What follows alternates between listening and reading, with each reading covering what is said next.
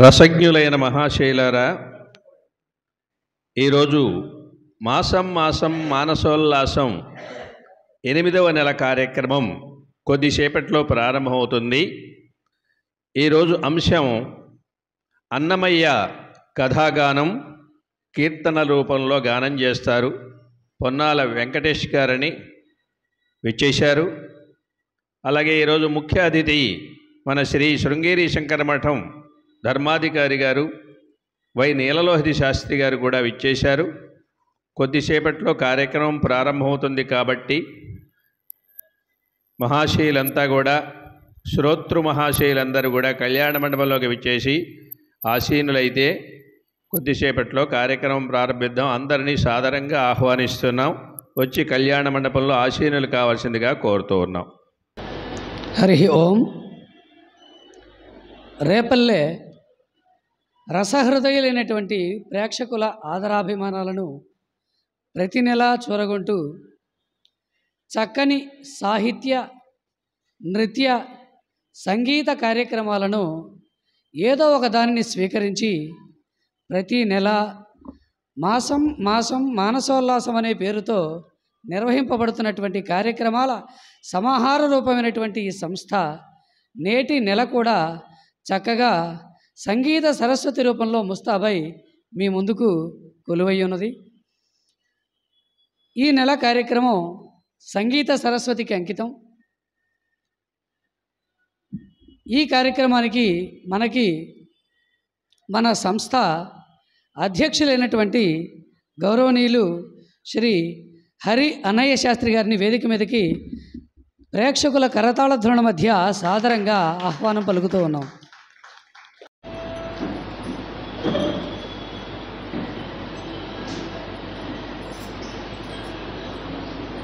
మన ఈ కార్యక్రమం జరుపుకునేటటువంటి స్థలంతో ప్రత్యేకమైనటువంటి అనుబంధం ఉన్నటువంటి మహనీయులు ఈనాటి ఈ కార్యక్రమానికి ముఖ్య అతిథి శ్రీ ఎడవల్లి నీలలోహిత శాస్త్రి గారిని, ఈ శృంగేరి శంకరమఠం యొక్క ధర్మాధికారి వారిని వేదిక మీదకి సవినయంగా ఆహ్వానిస్తూ ఉన్నాను.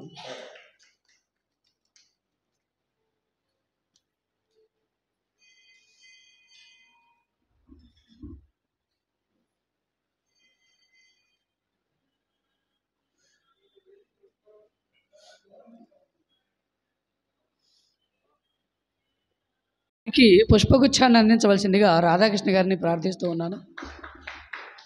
అలాగే నేటి ఈ కార్యక్రమంలో గాన అమృతాన్ని పంచబోతున్నటువంటి హైదరాబాద్ వాస్తవ్యులు, ప్రముఖ సంగీత విద్వాంసులు శ్రీ పొన్నాల వెంకటేష్ గారిని వేదిక మీదకి సవినయంగా ఆహ్వానిస్తూ ఉన్నాను. కరతాళ ధ్వనుల మధ్య వారికి పుష్పగుచ్ఛాన్ని అందించవలసిందిగా ప్రార్థిస్తూ ఉన్నాను.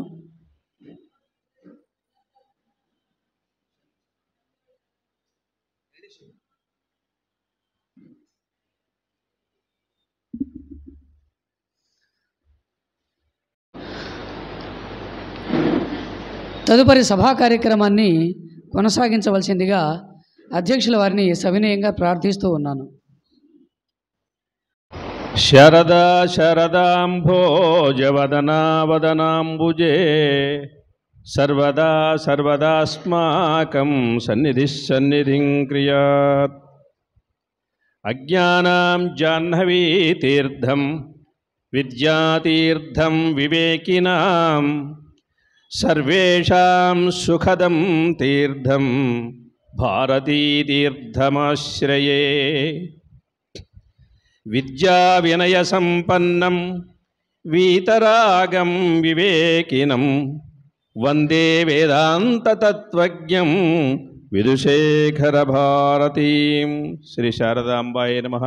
జగద్గురుభ్యో నమః. మానసోల్లాసం కార్యక్రమం 8వ కార్యక్రమం ప్రారంభం. ఈ కార్యక్రమాన్ని ప్రార్థనతో మనం ప్రారంభిద్దాం.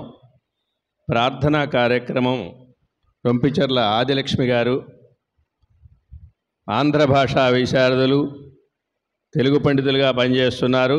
ప్రసిద్ధులైనటువంటి నల్లూరులో డివి కృష్ణస్వామి అయ్యంగారని ఆయుర్వేద వైద్య నిపుణులు, ఆయన టీటీడీలో కూడా మెంబరు. వారి మనవరాలు వారిని విచ్చేసి ప్రార్థనా కార్యక్రమాన్ని నిర్వహించవలసిందిగా కోరుతున్నాం. అంబ నవాంబుజోజ్వల కరాంబుజ శారద చంద్ర చంద్రికాడంబర చారుమూర్తి ప్రకట స్ఫుట భూషణ రత్న దీపికా చుంబిత దిగ్విభాగ శృతి సూక్త వివిక్త నిజ ప్రభావ భావాంబర వీధి విసృత విహారిణి ననున్ కృపజూడు భారతి మమున్ కృపజూడు భారతి. ధన్యవాదాలు మీకు. ఆ భారతీ స్మరణతో ఈరోజు ఈ కార్యక్రమాన్ని ప్రారంభిద్దాం. సంగీతమపి సాహిత్యం సరస్వత్యాః స్తనద్వయం అన్నారు. కాబట్టి ఈ సంగీతము సాహిత్యము అమ్మవారి యొక్క స్వరూపాలు అని ఈ సంస్థను ప్రారంభించడం జరిగింది. ఈ సభకు ఈరోజు ముఖ్య అతిథిగా విచ్చేసినటువంటి మన శృంగేరి శంకరమఠం ధర్మాధికారి గారు, అదిగో అక్కడ కనిపిస్తున్నారు వదాన్యులు ఎడవల్లి శివరామశాస్త్రి గారు, వారి పుత్రులు. ఆత్మజుడు అంటే పుత్రుడు అని అర్థం. పుత్ర ఆత్మ మనుష్యస్య అని. కాబట్టి ఆ పేరుకు తగినటువంటి వారు. వారి నాయనగారు ఎన్ని ధర్మకార్యాలు చేస్తూ ఉన్నారో అన్నీ అంతకంటే ఎక్కువ ధర్మకార్యాలు కూడా చేస్తున్నటువంటి మహనీయులు అయిన న్యాయ విద్యా నిపుణులు. హైదరాబాదులో అడ్వకేట్స్ అసోసియేషన్కి సెక్రటరీ అనుకుంటాను వారు. అందరినీ ఒక తాటి మీదకి తీసుకొచ్చినటువంటి మహనీయులు. అలాగే ఇది శృంగేరి వారిదైతే ఈ కృష్ణ అవతల కంచిమఠం వీరిది ఒక దేవాలయం ఉంది, రామేశ్వర స్వామి దేవాలయం. అక్కడ నవగ్రహాలు, వీరభద్రేశ్వర స్వామి, ఆంజనేయ స్వామి, అమ్మవారు, బాల అమ్మవారు, ఇంకా వెంకటేశ్వర స్వామి చాలా ఉన్నాయి. అది కంచి వారికి హ్యాండ్ ఓవర్ చేశారు. ఇది శృంగేరి, అది కంచి.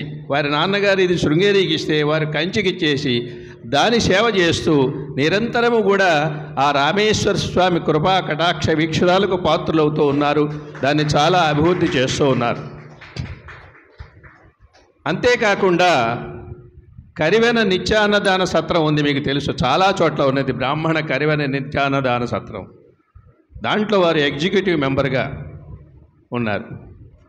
అంతేకాదు మన శృంగేరి పీఠానికి, కంచి పీఠానికి, అటు పుష్పగిరి పీఠానికి, అలాగే మరి ఈ జీయర్ గారి మఠానికి, ఇంకా ఇట్లా చాలా పీఠాలకు కూడా వారు పీఠాల్లో వారు మెంబర్లు. ఆ స్వామివార్ల అనుగ్రహానికి పాత్రులైనటువంటి మహనీయులు. వారు వెళ్తే ప్రత్యేకంగా వారిని ఆహ్వానిస్తారు. అలాంటి మహనీయులు మనకు ధర్మాధికారి కావటం మన యొక్క అదృష్టం. ఈరోజు చాలా బిజీగా ఉండేటువంటి వ్యక్తి ఆయన ఈరోజు ఇక్కడికి విచ్చేయటం, రేపు వేద సభ ఉన్నది, దానికి వచ్చేస్తూ ఈరోజు ఇక్కడికి విచ్చేస్తా అన్నారు. కాబట్టి వారు రావడం చాలా విశేషం. వారికి హార్దికమైనటువంటి స్వాగతాన్ని పలుకుతూ నమస్కారాలు తెలియజేసుకుంటూ, అలాగే పొన్నాల వెంకటేష్ గారు, వారు నిజంగా ఈ తెలుగు కానీ సంస్కృతం కానీ సంగీతం కానీ అభ్యసించినటువంటి వ్యక్తి కాదు. ఆ అమ్మవారి అనుగ్రహం ఉండి వారి మీద ఆ భగవంతుడు, ఆ శ్రీకృష్ణ పరమాత్ముడి యొక్క అనుగ్రహం వారి మీద ప్రసరించి, ఆ సరస్వతి దేవి యొక్క అనుగ్రహం వారి మీద ప్రసరించి ఈ అన్నమయ్య కథాగానం చేయడం, కీర్తనలు ఇవన్నీ పాడటం వారికి అలవాటైంది. వారి చిన్ననాటి వారి తల్లిదండ్రులు కూడా అంత విద్యావంతులు కాదు, కానీ వారి నాన్నగారు వారిని కొద్ది చదువుకున్నప్పటికీ కూడా ప్రోత్సహిస్తూ ఉండేవారు. దాంతో ఆ వారి ప్రోత్సాహంతో, అట్లాగే గారి యొక్క ప్రోత్సాహంతో ఆయన బీటెక్ పాస్ అయ్యి ఇంజనీరింగ్ చదివి, మెకానికల్ ఇంజనీరింగ్ చదివి తెలంగాణకు సంబంధించినటువంటి జెన్కో సంస్థలో అసిస్టెంట్ ఇంజనీర్గా పనిచేస్తూ ఇటు ఆధ్యాత్మికమైనటువంటి కోణంలో తనకంటూ ఒకటి కావాలి కాబట్టి మనం ఎన్నో ఉద్యోగం చేస్తాం, ఎన్నో సంపాదనలు చేస్తాం, ఎన్నో ఆస్తులు కూడబెడతాం. మనకంటూ ఆధ్యాత్మికత దృష్టి ఒకటి మనం సంపాదించుకోవాలి. మా గురువుగారు చోటే ఉండేవాళ్ళు, అందరికీ నువ్వు అన్నీ సంపాదించి పెడతావు, నీకంటూ ఏదైనా చూసుకోవాలి కదయ్యా, అందుకని ఏదో ఇట్లాంటి ఆధ్యాత్మికమైనటువంటి దృక్పథం అలవాటు చేసుకోవాలని చెబుతుండేవారు. కాబట్టి అలా ఆధ్యాత్మికమైనటువంటి కోణంలో చాలా కీర్తనలు కూడా సంకలనం చేసి ఒక పుస్తకంగా కూడా ఆయన ముద్రించారు. అలాంటి ఉత్సాహభరితులైనటువంటి వారు. రేపల్లిలో కార్యక్రమం ఉందంటే తప్పనిసరిగా వస్తానండి, ఇక్కడ మోపుదేవి చూడాలి, నేను ఆ క్షేత్రాలు కూడా చూసినట్టుగా ఉంటుందని చెప్పి అంగీకరించారు. ఎందుకంటే మన సంస్థ ఆర్థికంగా ఇంకా బలపడినటువంటి సంస్థ కాదు, ఏమీ లేకుండా ప్రారంభించాం. ఎందుకంటే ముందు మన యొక్క ధ్యేయం, ఆ యొక్క ఆవేశం వచ్చేసింది మన పండితులకి. మా లక్ష్మీనారాయణ మాస్టర్ ఉన్నారు నల్లూరులో, ఆయన ముందు ప్రధానంగా వచ్చింది ఆయనకి ఆవేశం. అంతే, నలుగురిని పిలుచుకొచ్చారు.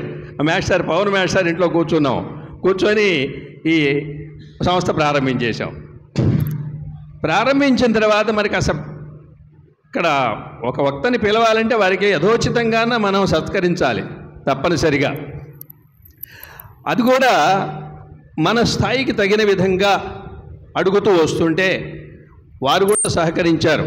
ఎందుకంటే దీనికి ఈ లేత వయస్సులో ఉన్నటువంటి సంస్థకు చాలామంది సహకరిస్తున్నారు, ఆర్థిక సహకారాలు తర్వాత అందిస్తున్నారు. కొంచెం పర్వాలేదు. ఇప్పుడు ఇంకా కనుక పరిపుష్టి కనుక చెందినట్లయితే దీన్ని మనం పెద్ద వాళ్ళు మహామహులు ఉన్నారు మన భారతదేశంలో, మంచి కీర్తి ప్రతిష్టలతో తమ యొక్క ఉపన్యాస అమృతంతో అందరినీ కూడా తడిపివేస్తున్నటువంటి మహానుభావులు ఉన్నారు. అలాంటి పెద్ద వాళ్ళని కూడా పిలిచి మనం పెట్టుకోవచ్చు. అది తొందరలోనే అమ్మవారి యొక్క అనుగ్రహం లభించి ఇంకా సంస్థ ఆర్థికంగా పరిపుష్టి చెందిన తర్వాత పెద్దవాళ్ళని పిలిచి మనం పెట్టుకోవచ్చు అనేటువంటి ఉద్దేశ్యంతో కొత్త వాళ్ళని పరిచయం చేసి వారిని అడుగుదాం అని అంటే అందరూ కూడా సద్బుద్ధితో, చక్కటి సహృదయతతో అమ్మవారి ప్రభావంగానండి, జగద్గురుల యొక్క ప్రభావంగానండి, ఆ సరస్వతీ మాత యొక్క అనుగ్రహంగానండి అందరూ తప్పనిసరిగా వస్తామండి అని చెప్పి వస్తున్నారు. అలాగే వారు కూడా ఇక్కడికి ఈరోజు విచ్చేశారు. ఆర్థికమైనటువంటిది మనసులో పెట్టుకోకుండా ఏదో ఇచ్చిన తాంబూలం తీసుకుందాం అనేటువంటి ఉద్దేశంతో వచ్చారు. వెంకటేష్ గారు కూడా ఆర్థికమైనటువంటి స్వాగతాన్ని తెలియజేస్తూ వారి గానామృతాన్ని కొంచెం సేపట్లో మనం వింటాం.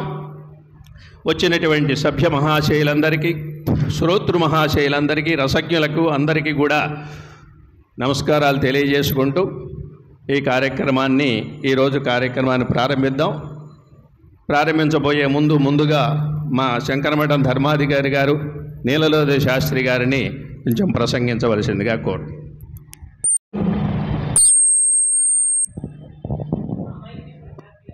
హలో,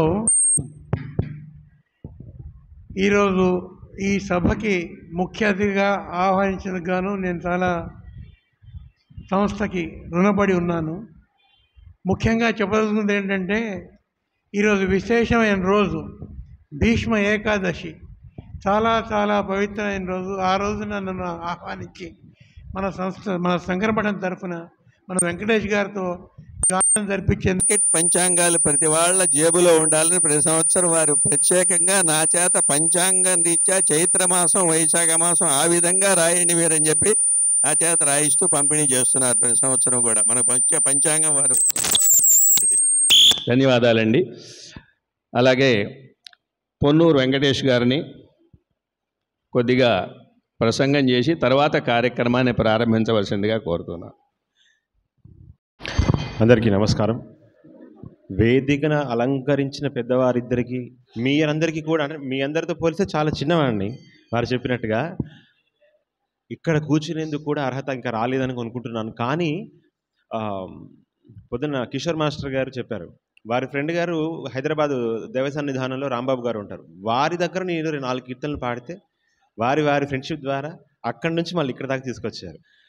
నాకు స్వామి అనుగ్రహం ద్వారా ఏదో గురువుల ద్వారా అనుగ్రహించిన 4 కీర్తనలు శోభారాజు గారి దగ్గర కాస్త నేర్చుకోవటం అంటే వ్యావహారిక జీవితంలో నుంచి నన్ను పైకి తీసుకొచ్చింది ఏమిటి అంటే అన్నమయ్య కీర్తనే. చిన్నతనం నుంచి కష్టపడి చదువుకున్నాము, ఒక వైపు నడుస్తున్న టైంలో మనిషికి స్వాంతన ఇచ్చేది సంగీతం. అది సినిమా సంగీతం అవ్వచ్చు, లలిత సంగీతం అవ్వచ్చు, ఏదైనా అవ్వచ్చు. అటువంటి సంగీతంలో శాస్త్రీయ సంగీతం నన్ను ఆకట్టుకోవటము నా పూర్వజన్మ సుకృతము. ఒక కీర్తనలో కూడా వస్తుందంటే నీ చేసిన పూజా ఫలము నా పూర్వజుల పుణ్యఫలము. సునాద వినోదులు నీ చేసే పూజాఫలమో నా పూర్వజుల పుణ్యఫలమో ఏమో మరి నాకు అబ్బింది ఈనాడు, ఎవరికి ఇంట్లో లేదు. కానీ అబ్బి స్వామి అనుగ్రహం ద్వారా తాళ్లపాక అన్నమాచార్యుల వారి సంకీర్తనలు ప్రచారం చేసినటువంటి డాక్టర్ శోభారాజు గారి వద్ద శిష్యరికం చేసి ఆ తరువాత వారు చెప్పిన 4 ముక్కలను తీసుకొని నేను అన్నమయ్య కథాగానం అంటే అన్నమయ్య అంటే అసలు ఎవరు, అసలు తాళ్లపాక వారి రచనలు ఏమిటి అన్న విషయం అందరికీ తెలియజేస్తే బాగుంటుంది అన్న విషయం ద్వారా చిన్న చిన్నగా ముందుకు వెళ్తున్న సమయంలో రాంబాబు గారు చెప్పటం, అనయ్య శాస్త్రి గారు వీరి ఆధ్వర్యంలో జరుగుతున్న ఈ కార్యక్రమంలో పాల్గొనటం, దట్టు భీష్మ ఏకాదశి కలో సంకీర్త్య కేశవం అని చెప్తారు.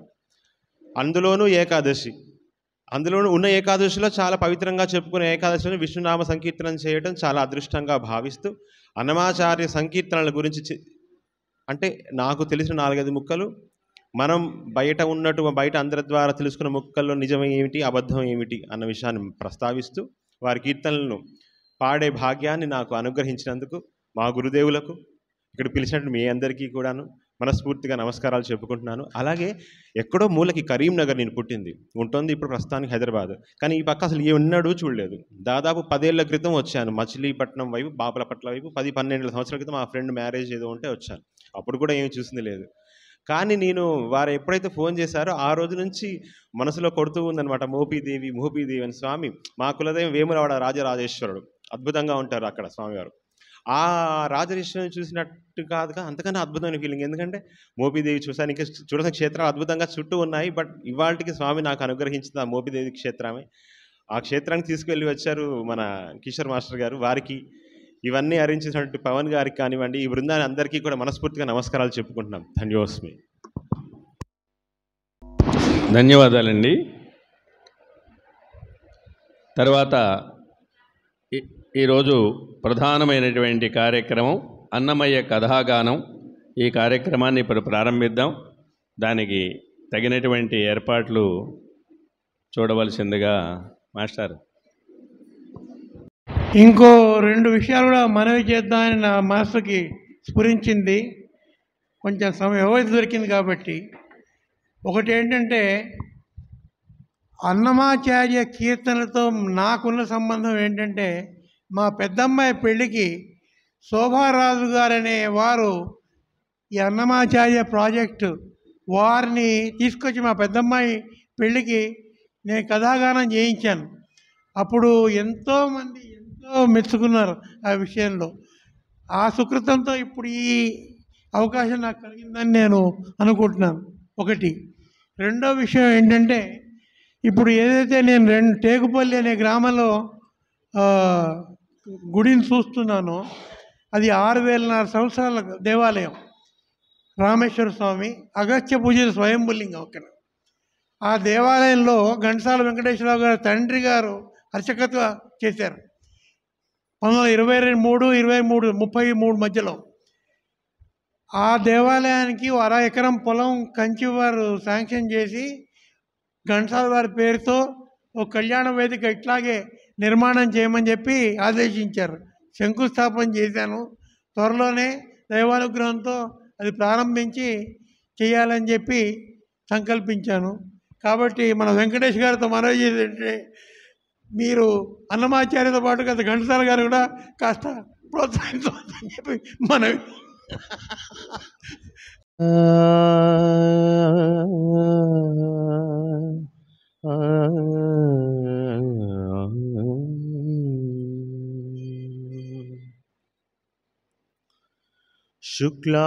శుక్లాంబరధరం విష్ణుం శశివర్ణం చతుర్భుజం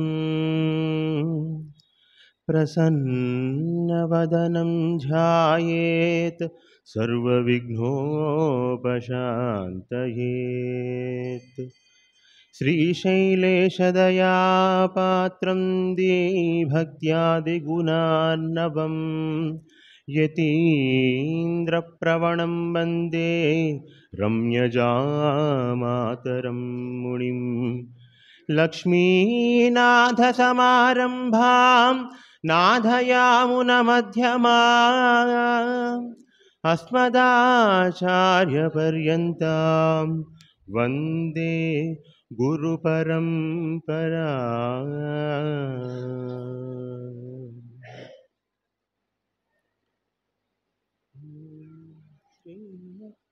శ్రీమత్వదీయ చరితామృతమన్నయార్యా పీత్వాపి నైవ సుహితా మనుజా భవేయుః. శ్రీమద్వదీయ చరితామృత అన్నయార్యా పీత్వాపి నైవ సుహితా మనుజా భవేయుః. త్వం వెంకటాచలపతేరివ భక్తిసారం శ్రీ తాళపాక గురుదేవా నమో నమస్తే నమో నమస్తే.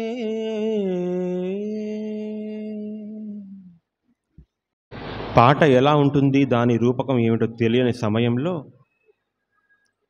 పాటకి పల్లవి చరణాలు అన్న ఒక రూపకల్పన చేసి అంతకుముందు ఉన్న రూపాన్ని మార్చి అందరూ పాడుకునేట్టుగా సామవేదాల్ని మనకు అందించి వేద సారాన్ని, ఉపనిషత్ సారాన్ని, పురాణాల సారాన్ని అన్నిటిని కూడా తన యొక్క తేట తెలుగు పదాలతో అర్చించి శ్రీ వెంకటేశ్వరుని చరణాలకు 32,000 సంకీర్తనా కుసుమాలుగా అర్చించి తరించినవాడు, ఆయన అర్పించి మనలందరినీ తరింపచేసినవాడు శ్రీమాన్ తాళ్లపాక అన్నమాచార్యుల వారు. ఓ తల్లి పాడుతుందట తన సంకలో బిడ్డను ఎత్తుకొని, చందమామరావో జాబిల్లిరావో కుందనపు పైడి కోరా వెన్న పాలు తేరో.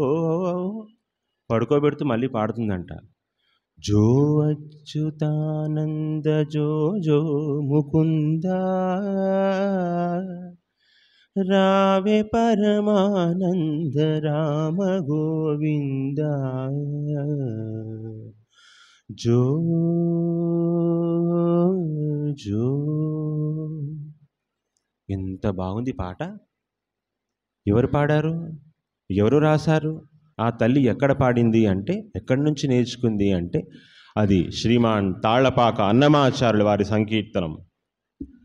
తొలి తెలుగు వాగ్గేయకారుడిగా ప్రసిద్ధికెక్కిన శ్రీమాన్ తాళ్లపాక అన్నమాచార్యుల వారు. వాగ్గేయకారుడు అంటే కీర్తన తానే రాసి ఆ కీర్తన ఎలా పాడాలో చెప్పినటువంటి వాళ్ళని వాగ్గేయకారుడు అంటాం. అన్నమాచార్యుల వారు ఆ రోజుల్లో రాశారు తేట తెలుగు పదాలు. ఆయనకు చుట్టుపక్కల ఉన్న రాయలసీమ మాండలికాన్ని తీసుకొని, మనకింకా అర్థం కావట్లేదు ఏమిటంటే ఆయన ఇచ్చిన పదాలకి మనం ఇప్పుడు అర్థాలు వెతుక్కోవాల్సి, ఒక డిక్షనరీ పెట్టుకోవాల్సి వస్తుంది. టీటీడీలో పనిచేసినటువంటి శ్రీహరి, ఆచార్య రవ శ్రీహరి గారు వారు ఒక అన్నమయ్య పదకోశం అని రాశారు. ఏంటంటే అన్నమాచార్యుల వారు వాడిన పదాలు ఏమిటి, ఆ రోజుల్లో ఆ రాయలసీమ మాండలికానికి ఉన్నటువంటి మీనింగ్ని ఇప్పుడు ఎలా తీసుకోవాలి, మనకి ఇప్పుడు అర్థమయ్యే పదం ఏమిటి అని చెప్పి ఒక పదకోశాన్ని రాశారన్నమాట. అటువంటి అన్నమయ్య పాట అంటే అఖిలాండ కోటి బ్రహ్మాండ నాయకుడు, ఆపద మొక్కుల వాడు అని మన చేత కీర్తింపబడుతున్నటువంటి శ్రీ వెంకటేశ్వర స్వామికి చాలా ఇష్టమంట. ఆ పాటతోనే మేల్కొంటాడు స్వామి, ఆయన పాటలతోనే నిద్రపోతాడు మన స్వామి. అయితే ఆ పాటలు స్వామికి ఒక్కరికేనా? కాదు. అమ్మవారికి కూడా చాలా ప్రీతిపాత్రమైనవి. అమ్మవారు కూడా ఆ అన్నమయ్య పాట అంటే చాలా ఆనందపడుతుందంట. మరి ఎవరి అన్నమయ్య, ఎక్కడి నుంచి వచ్చాడు అన్నమయ్య అని మీకు తెలియచెప్పే చిన్న ప్రయత్నమే ఈ అన్నమయ్య కథాగానం. ఎవరి అన్నమయ్య అంటే ఆయన యొక్క మనుమడు చెబుతున్నాడు. ఏమని అంటే,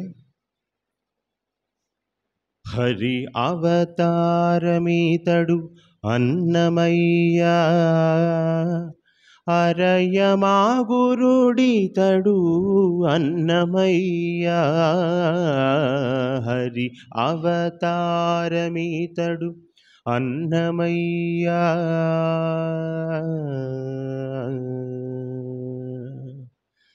వైకుంఠనాథుని వద్ద వడిపాడుచున్నవాడు,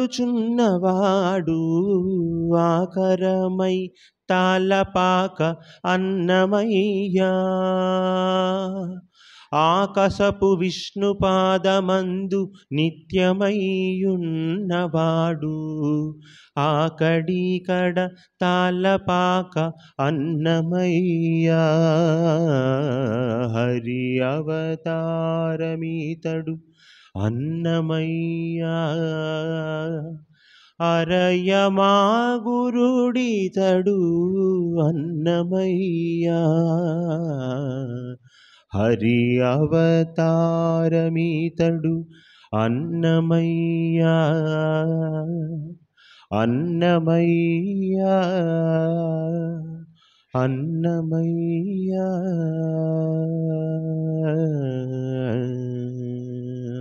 ఈ 4 ఆయుధాలు ఉన్నాయట. శంఖము, చక్రము, గద, నందకము కూడా.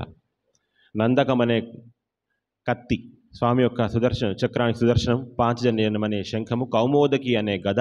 ఆ తర్వాత స్వామి యొక్క ఇప్పుడు శ్రీ వెంకటేశ్వర స్వామి చేసే అలంకారంలో చూస్తే స్వామి నడుము నుంచి కింద పాదాల వరకు మధ్యలో వస్తుంది నందకం.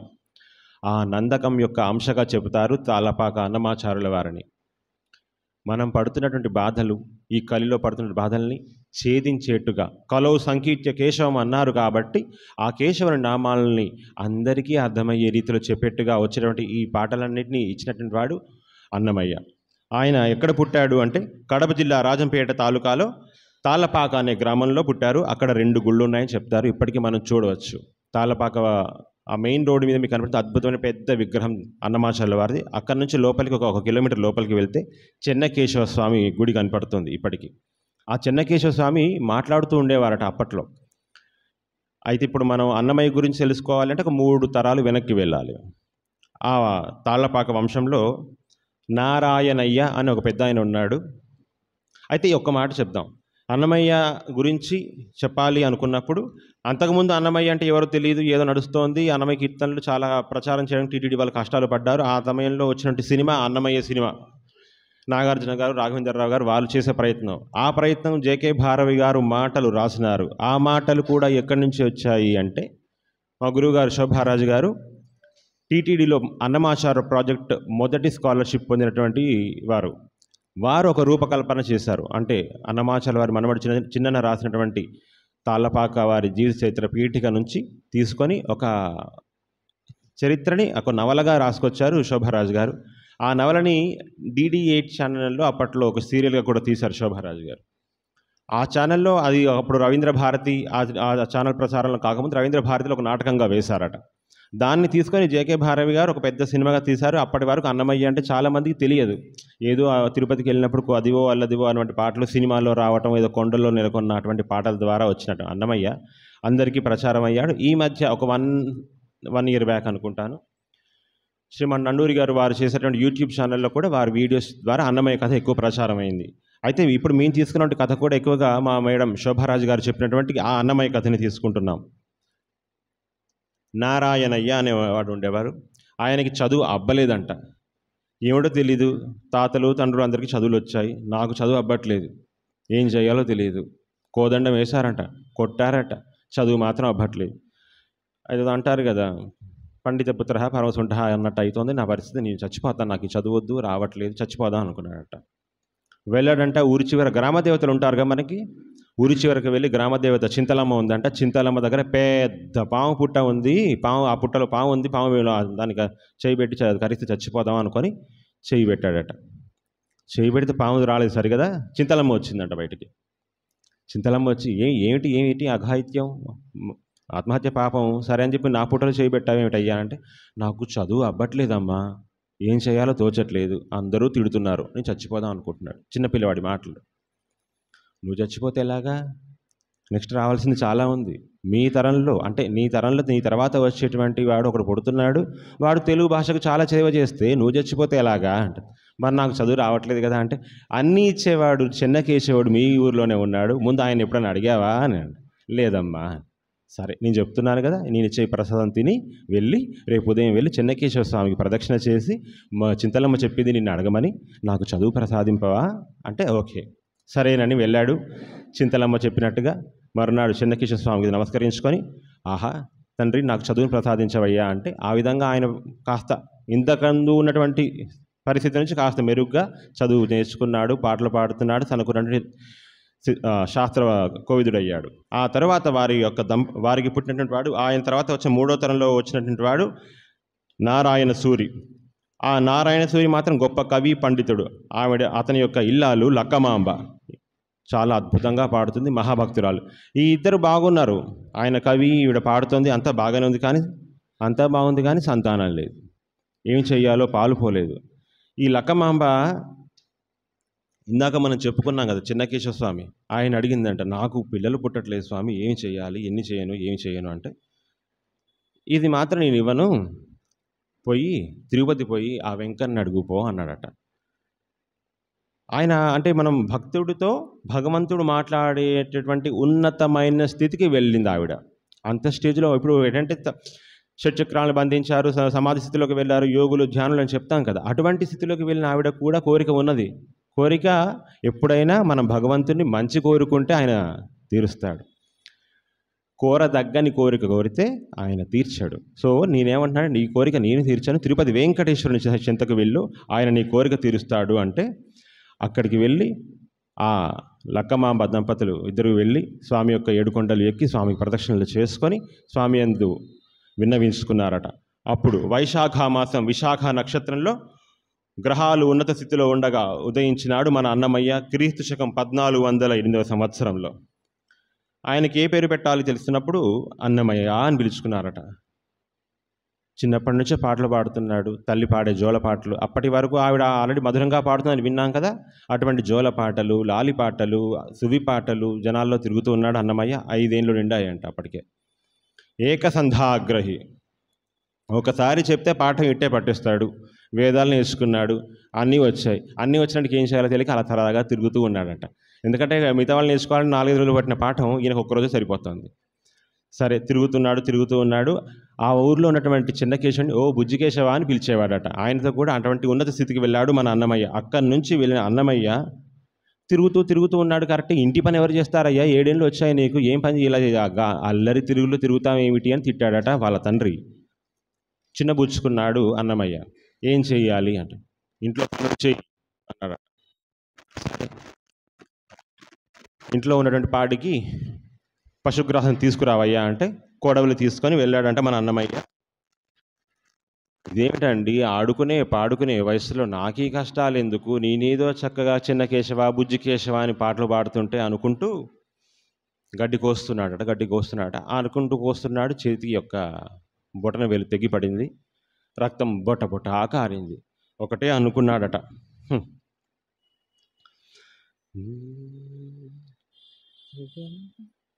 తగు బంధులా తనకు తల్లులును తండ్రులును పగలు పెట్టుచు తిరుగవారికే కాక మిగుల వీరల పొందు మేలనుచు హరినాత్మ తగిలించలేక చింతాపరుడనైతి.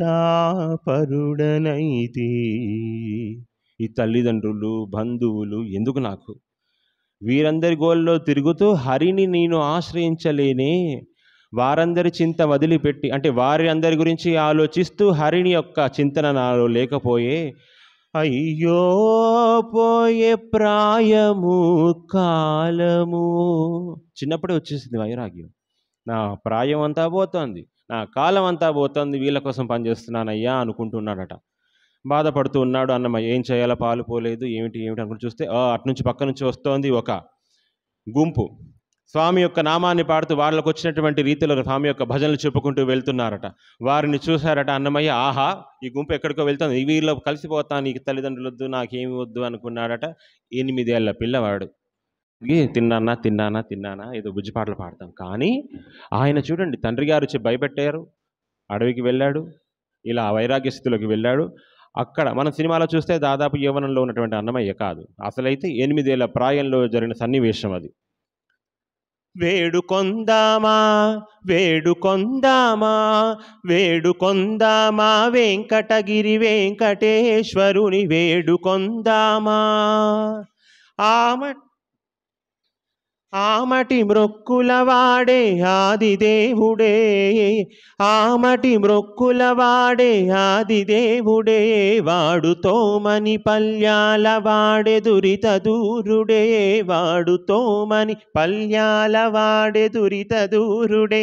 వేడుకొందామా వేడుకొందామా ఎలమి కోరిన వరాలిచే దేవుడే, ఎలమి కోరిన వరాలిచే దేవుడే, వాడు అలమేల్మంగా వెంకటాద్రినాథుడే, వాడు అలమేల్మంగా శ్రీ వెంకటాద్రినాథుడే. వేడుకొందామా వేడుకొందామా. ఆ భజన బృందంలో చేరుకున్న అన్నమయ్య ఈ విధంగా పాటలు పాడుతూ ఆ చరణంలో ఒక మాట చెప్తాడు. పుట్టుగొడ్రాండ్లకు బిడ్డలిచ్చే గోవిందుడు వీడే అని ఒక పదాన్ని వాడతాడు. పెద్దవారు ఉపయోగించేటువంటి పదాల్లో ఖచ్చితంగా ఏదో నిగూఢార్థం దాగి ఉంటుందని ఇక్కడ తెలుస్తోంది. ఏ విధంగా అంటే ఖచ్చితంగా పెద్దవాళ్ళు ఏదో ఊరికే చెప్పారు కదా, మనం అడుగుతాం ఎందుకు ఏమిటి అని ఇప్పుడు అడుగుతున్నాం, కానీ ఖచ్చితంగా ఏదో అర్థం ఉండి చేయమంటారు కదా. అన్నమయ్య మరి ఎందుకు ఈ పదాన్ని వాడాడో, పుట్టుగొడ్రాండ్లకు బిడ్డలిచ్చే గోవిందుడు అన్నాడు. అయితే దీనికి ఉదాహరణ మేము మా గురువుగారి దగ్గరే చూసాం. ఆవిడ పేరు చెప్పదలుచుకోలేదు, కానీ మా శోభరాజు గారి శిష్యులే, ఆయుర్వేదం డాక్టర్ గారు. పిల్లలు పుట్టరు అని అందరూ అన్ని రకాల డాక్టర్లు చెప్పారు. ఆవిడ సంగీతం అద్భుతంగా పాడతారు. ఇప్పుడు దుబాయ్లో ఉంటారు ఆవిడ. అన్నీ ఇచ్చావు, ఉద్యోగం ఇచ్చారు, గవర్నమెంట్ జాబ్ వచ్చింది, ఆయుర్వేదం డాక్టర్ గారు అయ్యారు, హస్బెండ్ బాగున్నా, అన్ని బాగున్నాయి, పిల్లలు లేరు. పుట్టుగొడ్రాండ్లకు బిడ్డలిచ్చే గోవిందుడని అన్నమయ్య రాశాడు అంటే వాడు ఇస్తాడే, నువ్వు అడగవే అంటుంది మా శోభరాజు మేడం.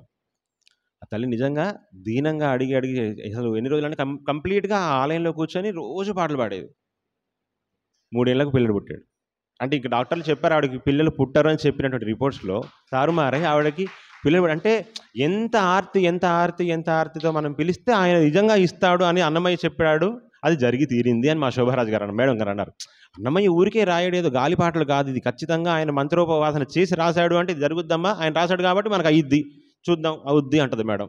పాటలు పాడాలి నువ్వు, కంటిన్యూగా పాడి ఆవిడ పొందారు.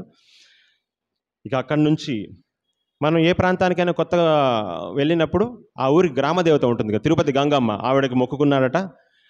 ఆవిడకి నమస్కరించుకొని అక్కడ నరసింహస్వామి నమస్కారం చేసుకొని చుక్కల పర్వతం తలయేరుగుండు అని ఉంటుంది అంటారు, అలిపిరి దగ్గర తలయేరుగుండు దగ్గర నమస్కారం చేసుకొని అక్కడి నుంచి వెళ్ళాడు మన అన్నమయ్య. దూరంగా కనబడుతున్నాయట కొండలు. కట్టెదురా వైకుంఠము కానా చెయ్యిన కొండ, జటలాయే మహిమలే తిరుమల కొండ, తిరుమల కొండ. కట్టెదురా వైకుంఠము కానా చెయ్యిన కొండ, జటలాయే మహిమలే. కళ్ళ ఎదుట కనబడుతోంది చూడండి అద్భుతమైన నా కొండ. వేదములే శిలలై వెలసినది కొండ, ఏ దశ పుణ్యరాసులే ఏరులైనది కొండ.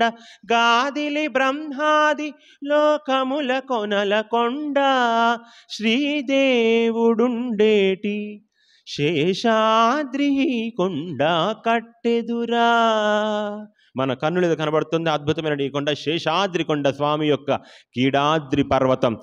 శేషాద్రి ఎలా ఉంది ఆ శేషుడు అంటే అనంతము, అంటే 10,000 అంటే 10,000 అంటే 1000కి అనంతమైనటువంటి ఒక అర్థం ఉంది. కాబట్టి అదివో అల్లదివో శ్రీహరివాసము 10,000 శేషుల పడగలమయము.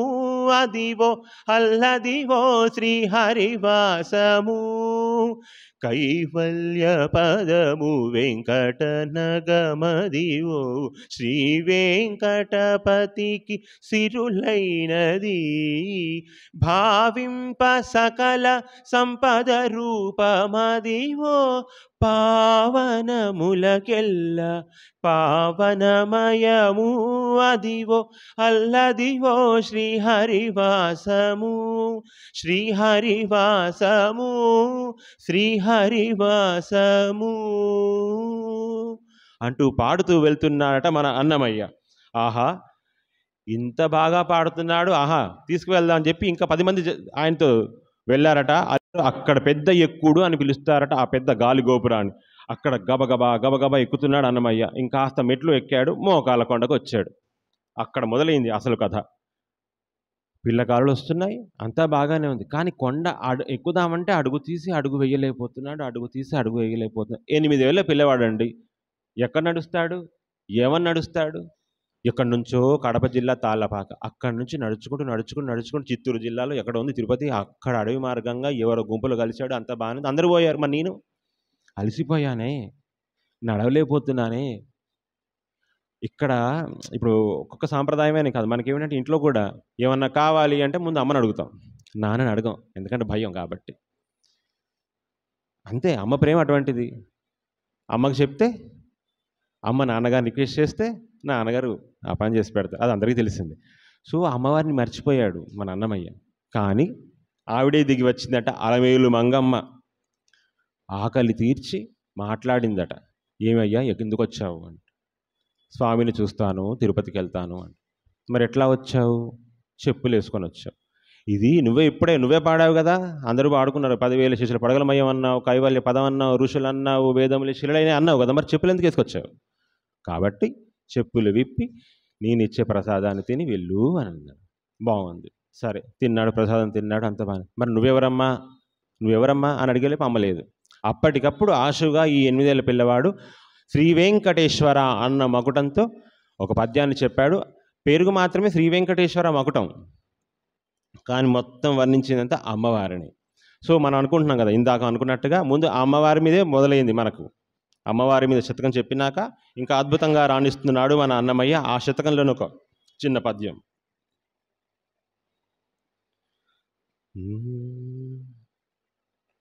చొచ్చితి తల్లి నీ మరుగు సొంపుగని కరుణా కటాక్షమెట్లిచ్చెదో నాకు నేడు పరమేశ్వరి ఆలమేలు మంగా. నీ మచ్చికనందు ఈ తరుని మన్ననలే నినుగంటి నీకు నా వచ్చిన మాటనేమిటికిని నాతిని చూడగా వెంకటేశ్వరా. శతకాన్ని పాడాడట అన్నమయ్య. ఎక్కడ లేనటువంటి శక్తి పుంజుకుందట అన్నమయ్యకి. తిరుమల కొండ చేరుకున్నాడు అన్నమయ్య. కొండ మీదకి వెళ్తున్నాడు. ముందుగా కనిపించింది ఆయనకి పుష్కరిణి. ఆ పుష్కరిణి స్వామి పుష్కరిణి అని పేరు. మనకు శ్రీ వైష్ణవంలో 108 దివ్యదేశాలను చెప్పుకుంటాం. 108 దివ్యదేశాలకి స్వామి యొక్క ప్రధాన ఆలయానికి ఒక గోపురానికి కూడా ఒక పేరు, స్వామి యొక్క మూలమూర్తికి ఒక పేరు, స్వామి యొక్క ఉత్సవమూర్తికి ఒక పేరు, స్వామి యొక్క పుష్కరిణికి ఒక పేరు. ఇలా పెట్టుకుంటూ పోతే తిరుమల శ్రీ వెంకటేశ్వర స్వామికి ఆనంద నిలయం అనే ఒక విమానము, స్వామి శ్రీ వెంకటేశ్వరుడు, ఉత్సవమూర్తి మలయప్ప, పుష్కరిణి స్వామి పుష్కరిణి. ఈ పుష్కరిణి చూస్తూ ఆహా, వైకుంఠంలో ఉండేటువంటి వీరదానదే ఇక్కడికి వచ్చిందా అని చెప్పుకుంటూ దేవునికి దేవికి నీ తెప్పల కోనేటమ్మ వేవేలు మొక్కులు లోక పావని నీకమ్మా. ఓ లోక పావని సమస్త పుణ్యజలాలు నీ యందే ఉన్నవి, మమ్మల్ని అనుగ్రహించి మా పాపాలను తొలగించి స్వామి యొక్క దర్శనాన్ని అనుగ్రహించవమ్మా అని ఒక కీర్తన పాడుకొని అక్కడి నుంచి పక్కనే ఉన్నటువంటి వరాహస్వామి యొక్క దర్శనం, తిరుమలకు ముందు మనం స్వామి యొక్క దర్శనానికి ముందే మనం తిరుమలలో ఉన్నటువంటి వరాహస్వామిని దర్శనం చేసుకోవాలని ఒక ప్రధాన నియమం ప్రకారం స్వామి దర్శనం చేసుకొని, ఎందుకంటే తిరుమలకు వరాహ క్షేత్రం అనే పేరు ఉన్నది కదా స్వామి, అది ముందుగా వెంకటేశ్వరుడు రాకముందుకే ముందుగా అది వరాహ క్షేత్రము, ఆయనకి నమస్కారం చేసుకొని అక్కడి నుంచి వెళ్తున్నాడట మన అన్నమయ్య. ఇక్కడ అన్నమాచార్యుల వారు ఉన్న సిచ్యువేషన్లో అంటే వాళ్ళ మనమడు రాసినటువంటి కథలో కోనేరు నుంచి వెళ్ళి ఒక చింత చెట్టు ఉండేదట. తర్వాత చింత చెట్టు ఇప్పుడు ఏమీ లేవు, ఎందుకంటే మనకు మాడవీధులని అవన్నీ ఇవన్నీ 1000 కాళ్ళ మండపాన్ని తీసేసి అన్నీ తీసి పెద్ద మాడవీధులు చేసేసరికి మనం అసలు తిరుపతిని కోల్పోయాం చాలా. ఎందుకంటే తిరుపతికి పడమర వీధి అంటే వెనక వైపు ప్రధానాలయానికి వెనక వైపే తాళ్ళపాక వారి వంశస్థులు ఉండడానికి అప్పట్లో ఇల్లు ఉండేవట, అన్నీ తీసేసి మాడవీధులు అవి కట్టారు. కాబట్టి మనం ప్రస్తుతానికి అవన్నీ ఏవి చూడలేకపోతున్నాం. అక్కడి నుంచి వెళ్ళి అన్నమయ్య యోగ నరసింహ మనం మెయిన్ ఎంట్రన్స్ ఇద్దాం. ఒక్కసారి వచ్చాడు, వరాహస్వామి దర్శనం చేసుకున్నాడు. ఆ మూల మీద కంచిమఠం, అక్కడ అహోబిల మఠం, ఈ కార్నర్లో హయగ్రీవ స్వామి, అలా ముందుకు వస్తే ప్రధాన గోపురం, రాజగోపురం నుంచి లోపలికి వెళ్ళగానే వెండి వాకిలి, ఆ తర్వాత బంగారు వాకిలిలోకి వెళ్ళి లెఫ్ట్ సైడ్ వరదరాజస్వామి, తర్వాత బంగారు బావి, అలా వెనక ప్రదక్షిణ మార్గానికి వస్తే యోగ నరసింహస్వామి, తర్వాత రామానుజుల వారు, ఆ తర్వాత వచ్చాడట మన ప్రధాన స్వామి.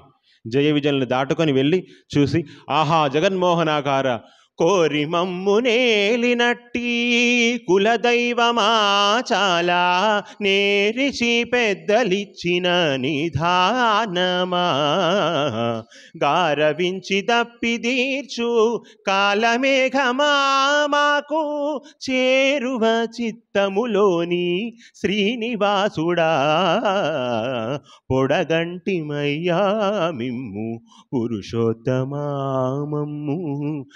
ఎడయకవయ్యా కోనేటి రాయడా పొడగంటిమి.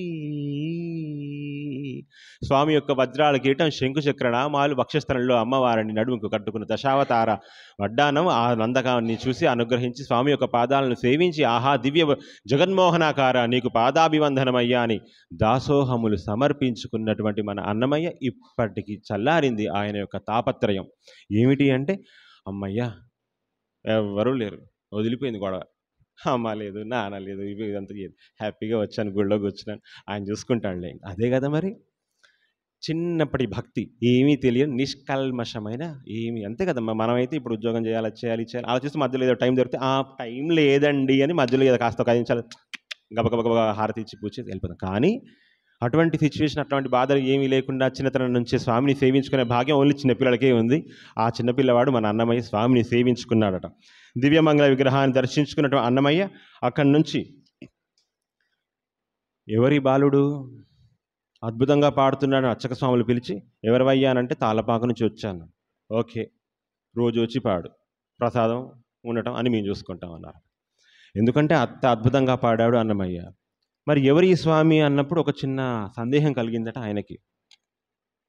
కొలుతురు మేము వైష్ణవులు కూరిమితో విష్ణుడని, పలుకుదురు మేము వేదాంతులు పరబ్రహ్మం అనుచు, తలతురు మేము శైవులు తగిన భక్తులును శివుడనుచు, తలతురు మేము శైవులు తగిన భక్తులును శివుడనుచు, అలరి పొగడుదురు కాపాలికులాది భైరవుండనుచు, అలరి పొగడుదురు కాపాలికులాది భైరవుండనుచు, ఎంత మాత్రమున ఎవ్వరు తలచిన అంత మాత్రమే నీవు, అంతరాంతరము ఎంచి చూడ పిండంతే నిప్పటి అన్నట్లు. పిండి కొద్దీ రొట్టె, ఎవరు ఏ విధంగా భావిస్తే నువ్వు మాకు ఆ విధంగా కనపడతావయ్యా అనుకున్నాడట అన్నమయ్య. ఆహా, రోజు సాగుతోంది ఈ అన్నమాచార్యుల సంకీర్తన సమర్పణ శ్రీ వెంకటపతికి. కానీ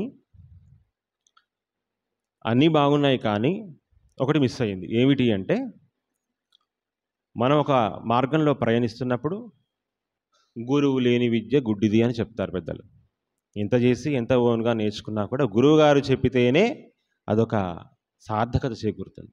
ఇంత బాగా పాడుతున్న ఈ అన్నమయ్యకి మరి గురువు ఉండాలి కదా, ఏం పాడాలో చెప్పాలి కదా. సో గురువు గారు కావాలి. అంతకన్నా ముందు ఆయన స్వామి ఆలోచిస్తున్నాడు. స్వామి ముందు ఇతనికి పంచ సంస్కార దీక్షను ఇప్పిద్దాం అనుకున్నాడు. పంచ సంస్కార దీక్ష అంటే శ్రీ వైష్ణవంలో స్వామికి యొక్క శంకుచక్ర ధారణ ముద్రలు వేసి స్వామి యొక్క నామాన్ని అష్టాక్షరిని ఉపదేశం చేసి మంత్రానుష్ఠాన్ని ఇస్తారు. 5 కార్యక్రమాలు ఇస్తారు. అది పంచ సంస్కార దీక్ష అంటారు. దాన్ని ఇవ్వదగ్గవాడు ఎవరు అని ఆలోచిస్తుంటే అప్పట్లో తిరుమలలో ఒక గురువుగారు ఉండేవారు, ఘనయతి అని. ఆయన కలలో కనబడి చెప్పాడట, వచ్చినవాడు ఎవరో కాదు, నాకు ఆప్తుడు, అతనికి నువ్వు ఈ పంచ సంస్కార దీక్షను ఇచ్చి వైష్ణవుణ్ణి చేసుకో. నందవరీక బ్రాహ్మణ వంశంలో పుట్టినటువంటి ఈ అన్నమయ్యకి వైష్ణవ దీక్షను ఇవ్వవలసిందిగా స్వామి అనుజ్ఞ ఇచ్చాడు కలలో ఘనయతికి. ఆహా నా భాగ్యం అనుకొని తెల్లవాళ్ళు వెతికాడట. స్వామి చెప్పిన పిల్లవాడు ఎక్కడ ఉన్నాడు వెతికితే కోనేటి దరి వద్ద కూర్చొని పాడుతున్నాడట మన అన్నమయ్య. రానాయన, ఎవరు నీవు? అన్నమయ్య. ఏం చేస్తుంటావు? పాటలు పాడతానయ్యా. ఎవరి మీద? స్వామి మీద. మరి నీకు పంచ సంస్కార దీక్ష ఇవ్వనా? అంటే ఏమిటి చెప్తాను. వైష్ణవం అంటే ఏమిటి చెబుతాను. ఇవన్నీ ఇస్తాను, రా నాయన ఆయన పిలిపించి ఆయనకు పంచ సంస్కార దీక్షను ఇచ్చి ముద్రాధారణం చేసి అక్కడి నుంచి ఇప్పుడు ఎవరికైనా ఏ సాంప్రదాయంలోనే వారికి అనుగ్రహించినటువంటి మంత్ర దీక్షను జపం చేసుకుంటే వారి జన్మకు అదే సార్థకత. 3 సంధ్యల్లో గాయత్రి చేసుకునేవారు కానివ్వండి, ఎవరికైనా సరే వారి గురువు గారు అనుగ్రహించిన మంత్ర అనుష్ఠానం ఎంత బాగా చేస్తే అంత బలం ఈ జీవుడికి చేరుతుంది పరమాత్మను చేరుకోవటానికి. సహజ వైష్ణవాచారవర్తనుల సహవాసమే మా సంధ్య. నాకు సంధ్య ఏమిటి అంటే సహజముగా వైష్ణవత్వమును కలిగినటువంటి వారి యొక్క సహవాసమే, వారితో ఉండటమే. కూడి ఉంటే చాలు మనకు అటువంటి, అంతే కదా, అందరం అటువంటి మెంటాలిటీ ఉన్న వాళ్ళందరం కలిస్తే ఖచ్చితంగా ఇప్పుడు ఈ సత్సంగం నడుస్తోంది కదా. కాబట్టి వైష్ణవము అంటే విష్ణువు సర్వత్రా వ్యాపించి ఉన్నవాడు పరమాత్మ. అటువంటి పరమాత్మను అన్ని చోట్ల చూడగలిగినటువంటి స్వభావము కలిగినటువంటి వారి యొక్క సహవాసమే మాకు సంధ్య అని చెప్పుకున్నాడు అన్నమయ్య. ఇక్కడ ఈయన బాగానే చెప్పండి ఎంజాయ్ చేస్తున్నాడు స్వామిని చూస్తూ, స్వామి కీర్తనలు వాడుకుంటూ. ఆహా అద్భుతంగా ఉంది. మరి అక్కడ లేక లేక కలిగిన బిడ్డ ఎక్కడికి పోయాడో తెలీదు.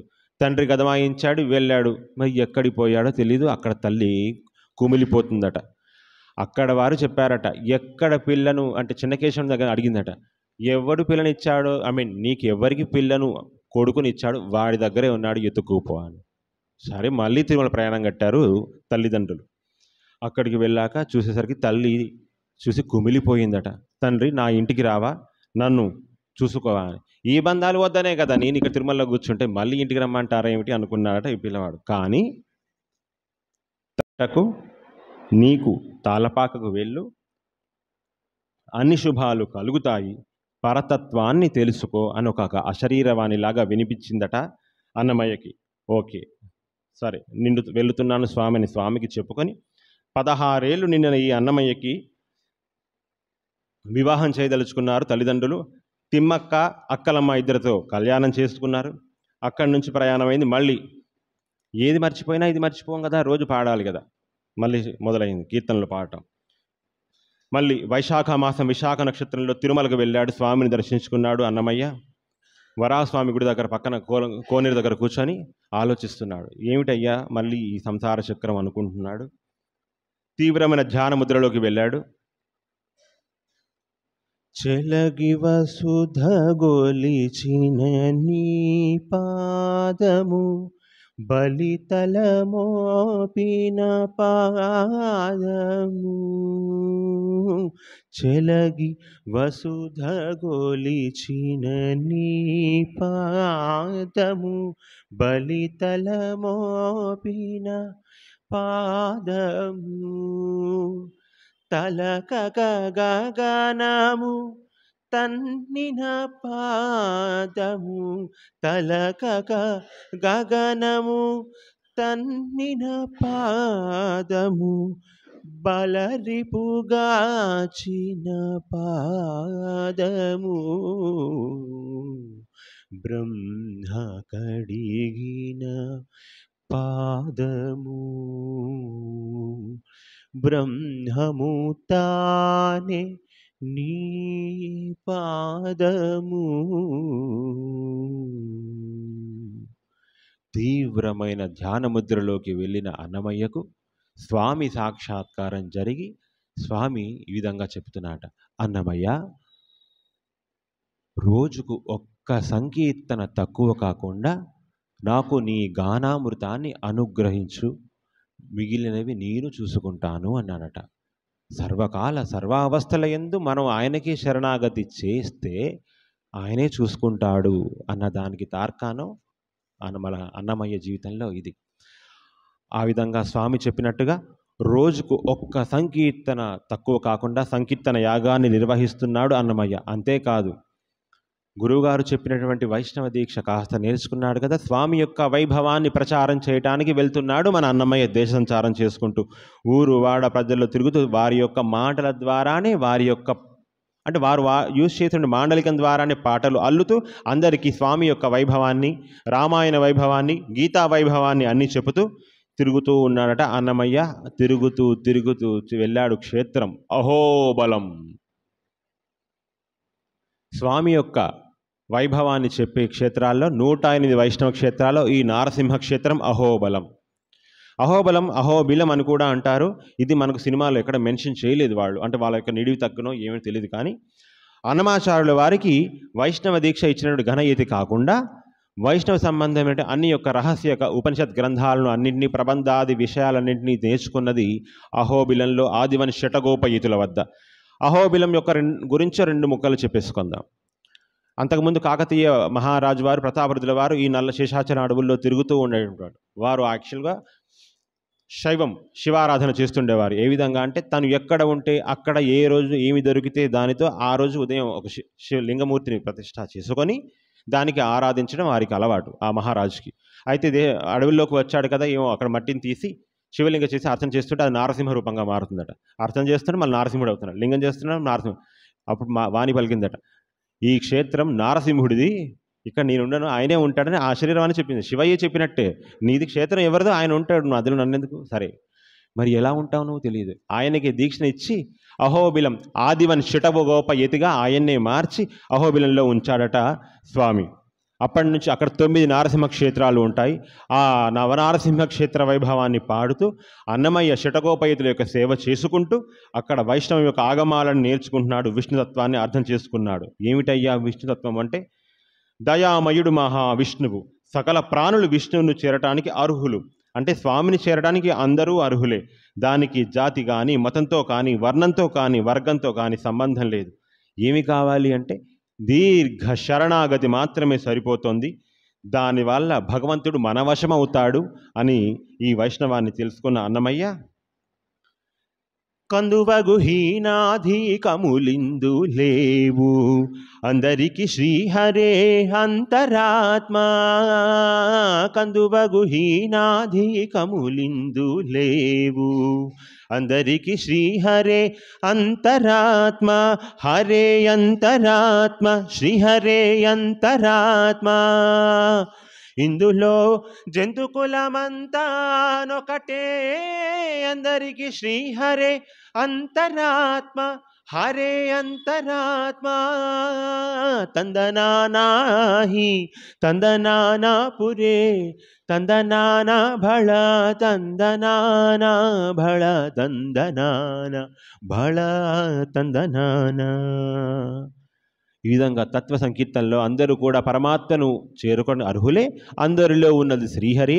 ఆ విషయం తెలుసుకున్నట్టు వాడే నిజమైన వైష్ణవుడు అని చెబుతూ ప్రచారం చేసుకుంటూ వెళుతున్నాడట మన అన్నమయ్య. ఇక్కడ ఆయన ఊరూరా తిరుగుతూ పాడుతుండగా ఆ సమీపంలో తాళపాక గ్రామానికి టంగుటూరులో దండనాథుడిగా ఉన్నవాడు సాలవ నరసింహరాయలు. అక్కడ సాలవ నరసింహరాయలు పెనుగొండ రాజ్యానికి ప్రభు అయ్యాడు. ఆయన వద్ద ఈ అన్నమయ్య యొక్క వైభవాన్ని తెలుసుకొని అద్భుతంగా పాడుతున్నాడు ఈ స్వామి యొక్క వైభవాన్ని అని చెప్పుకొని విన్నటువంటి ఈ సాలు నరసింగరాయలు గారు అన్నమయ్యను తన యొక్క రాజాస్థానాన్ని తీసుకువెళ్ళగా ఒక అద్భుతమైనటువంటి శృంగార సంకీర్తనను పాడాడట. ఏమకో ఏమకో చిగురుట ధరమున ఎడనెడ కస్తూరి నిండెనో భామిని విభునకు రాసిన పత్రిక కాదు కదా ఏమకో నలువున ప్రాణేశ్వరుపై నాటిన కొన చూపులు నిలువున పెరుకగా అంటిన నెత్తురు కాదు కదా ఏమకో. ఆహా, అద్భుతమైనటువంటి అలవేలుమంగా సమేతుని శ్రీ వెంకటేశ్వర స్వామి యొక్క వైభవాన్ని పాడిన అన్నమయ్య ఇటువంటి పాటనే ప్రభువైన మా మీద రాయవా అని అడిగాడట. శ్రీహరిని కీర్తించే ఈ నోరు నరుని కీర్తించదని చెప్పాడట అన్నమయ్య. ఇది రాజాజ్ఞ, ధిక్కరించడానికి వీల్లేదు అన్నాడట. ఇది దాసుడి ఉన్నటువంటి ఒక నియమం, నేను ధిక్కరించను అని. చెరసాలలో బంధించండి అన్నాడట మహారాజు. చెరసాలలో బంధించారట మన అన్నమయ్యని. అప్పటి వరకు ఇందాక అనుకున్న దీర్ఘ శరణాగతి చేస్తే చాలు ఆయన కాపాడతాడని ఒక పాట పాడాడట. సంకెల పెట్టిన వేళ చంపబీలిచిన వేళ అంకిలిగా అప్పుల వారాగిన వేళ వెంకటేశు నామమే విడిపించగతిగాక వెంకటేశు నామమే విడిపించగతిగాక మంకు బుద్ధి బోరలిన మరి లేదు తెరగు ఆకటి వేళల అలపైన వేళల తేకువ హరినామమే తేకువ హరినామమే తేకువ హరినామమే తేకువ హరినామమే. నీ దాసుల భంగము నీవు చూతువా అని గట్టిగా అరిచాడట. గొంతెత్తి అడిగాడట. గక్కున సంకెళ్ళు తెగిపడ్డాయి. ఆహా, భక్తులను పరీక్షిస్తే పరమాత్మ ఊరుకుంటాడా? అందున అన్నమయ్య అతని యొక్క సంఖ్యలు తెగిపడ్డాయి. జరిగిన విషయాన్ని తెలుసుకున్నాడు సాలు నరసింగరాయలు. ఆహా, మహాత్మా నన్ను మన్నించండి అని అన్నమయ్యకు దాసుడు అయ్యాడు మన సాలు నరసింగరాయలు. ఇకనైనా నీవు ధర్మరక్షణ సాగించి హరిభక్తులను ఇబ్బంది పెట్టకు నాయన అని చెప్పి వెళ్ళాడట అన్నమయ్య. సరే, ఇక నాకు రాజాస్థానం నచ్చలేదు, నేను వెళ్తాను, దేశ సంచారం నాని కొనసాగిస్తాను అని వెళ్తున్నాడు అన్నమయ్య. బాగానే ఉంది. 15వ శతాబ్దంలో మత రాజకీయాలతో అల్లకల్లోలమవుతున్న సందర్భం ఏమిటి అంటే అన్ని దేవాలయాలను కొల్లగొడుతున్నారు ఈ ఛాందసులు. అటువంటి సమయంలో అన్నమయ్య యొక్క ఉత్సవమూర్తులు ఉన్నాయి. అన్నమయ్య ఆరాధన చేసుకునే ఆరాధనామూర్తులు కూడా దొంగలు ఎత్తుకుపోయారట. మనకి సేమ్ ఇదే చరిత్ర త్యాగరాజస్వామి వారికి కూడా జరుగుతుంది. వారి యొక్క ఆరాధన చేసుకునే మూర్తులు ఒకసారి దొరక్కపోవటం, మళ్ళీ వారు కావేరులో మునిగినాక ఆటోమేటిక్గా స్వామి ఆయన రామచంద్రమూర్తి రావటం. అలాగే ఇప్పుడు తన యొక్క ఆరాధనామూర్తులు పోగొట్టుకున్నటువంటి అన్నమయ్య ఇందిరారమణు తెచ్చియరో మాకిటువలే పొంది ఇతని పూజించ పొద్దాయనిపుడు. నాకు పొద్దు వేలవుతోంది, ఆయన్ని పూజించుకోవాలి, నా మూర్తులు ఏమయ్యాయి అని అడిగితే అందులో ఆ కీర్తనలో మొత్తం పాడుతూ ఉంటాడు. స్వామికి ఎల్లవెల్లలా సేవ చేసిన ఓ ఆదిశేష, స్వామి యొక్క వాహనమైనటువంటి గరుత్మంత హనుమంత, నా స్వామి ఎక్కడయ్యా అని అడిగితే ఎక్కడి నుంచో వచ్చిందట ఒక కోతి స్వామి అన్నమాచార్యుల వారి యొక్క విగ్రహ ఆరాధనామూర్తిని అందించి వెళ్ళిపోయిందట. ఆ హనుమంతుని చూసి పెరిగినాడు చూడరో పెద్ద హనుమంతుడు, పరగినానా విద్యల బలవంతుడు, పెరిగినాడు చూడరో పెద్ద హనుమంతుడు. హనుమత్ సంకీర్తనలు పాడుకుంటూ వెళ్ళాడట అన్నమయ్య. ఈ విధంగా సాగుతున్న అన్నమయ్య యొక్క దేశ సంచారం అనుకోకుండా తిరుమలలో పురంధరదాసుల వారిని కూడా కలిశారు. అంటే మొదటగా చెప్పాలి అంటే మనం ఇప్పటికీ చెప్పుకున్నట్టు తెలుగులో సాహిత్య సంపదలో చెప్పుకోవాలని తొలి తెలుగు వాగ్గేయకారుడిగా ముందుగా చెప్పుకునేది అన్నమయ్యనే. త్యాగరాజస్వామి వారికి కానివ్వండి, రామదాసుల వారికి కానివ్వండి, తెలుగులో ఇటువంటి చరణము పల్లవి అన్నటువంటి పాట ఉండాలి అని చెప్పినటువంటిది అన్నమయ్యే. కానీ పురంధరదాసుల వారు అన్నమాచార్యుల కలయిక అత్యద్భుతం. వీరిద్దరూ అటు పండరీపురనాథుని సేవిస్తున్నటువంటి పురంధరదాసు, తిరుమల శ్రీ వెంకటేశ్వరుని సేవిస్తున్నటువంటి శ్రీ అన్నమాచార్యులు కలుసుకొని శరణు శరణు సురేంద్ర సన్నుత శరణు శ్రీ సతి వల్లభ శరణు రాక్షస గర్వ సంహర శరణు వెంకటనాయక. పురంధరదాసు వారి కీర్తన ఒకటి ఉంటుంది, శరణు శరణు సురేంద్ర సన్నుత అని. ఆ కీర్తనని తీసుకొని కొద్దిగా మార్పులు చేస్తూ ఆహా పురంధర విఠలను నిరంతరం సేవిస్తున్నట్టే ఓ పురంధరదాస, మీ కీర్తనను అనుసరిస్తూ నేనో కీర్తన పాడుతున్నాను అని చెప్పుకున్నాడట అన్నమయ్య. అక్కడి నుంచి వెళ్ళిన అన్నమయ్య ఆయనకి ఇద్దరు కుమారులు, పేదతిరుమలయ్య, ఆ పెదతిరుమల కొడుకు గారు చిన్న తిరుమలయ్య. ఆ వంశవృక్షం చెప్పుకుంటూ పోతే అందరూ కూడా ఆ వంశంలో తెలుగు యొక్క భాషా వైభవాన్ని పెంచినటువంటి వారే. ఇప్పుడు తిరుమలలో చూస్తున్నటువంటి పూజాధికాలు కానివ్వండి, స్వామి యొక్క నిత్య కళ్యాణాలు కానివ్వండి, ఇవన్నీ కట్టడి చేసి అంటే కీర్తన పాడడమే కాదు మా లక్ష్యం. ఇందాక వారు చెప్పిన ధర్మ కార్యాలు చేస్తూ అందరికీ ఆ ఊళ్ళల్లో ఉన్నటువంటి వారికి ఏమి కావాలి, చెరువులు తవ్వించటం, రోడ్లు వేయించటం, ఇవన్నీ మంచి ధర్మ కార్యాలను చేస్తూ ఉన్నారు ఈ అన్నమయ్య మనువళ్ళు కుమారులు అందరూ కూడా. సరే, ఈ కీర్తనలన్నీ బాగానే ఉన్నాయి. ఈ కీర్తనలన్నీ మరి దాచిపెట్టేది ఎక్కడా? 32,000 సంకీర్తనలు తక్కువగా, రోజుకు ఒక కీర్తన తక్కువ కాకుండా 32,000 సంకీర్తనలు రాస్తే ద్విపద రామాయణం, వెంకటాచల మహత్యం, సంకీర్తన లక్షణం ఇటువంటి గ్రంథాలు కూడా మనం పాడు చేసుకున్నాం. అంటే మనం లభించట్లేదు, వారి ప్రతి ఏవి దొరకట్లేదు.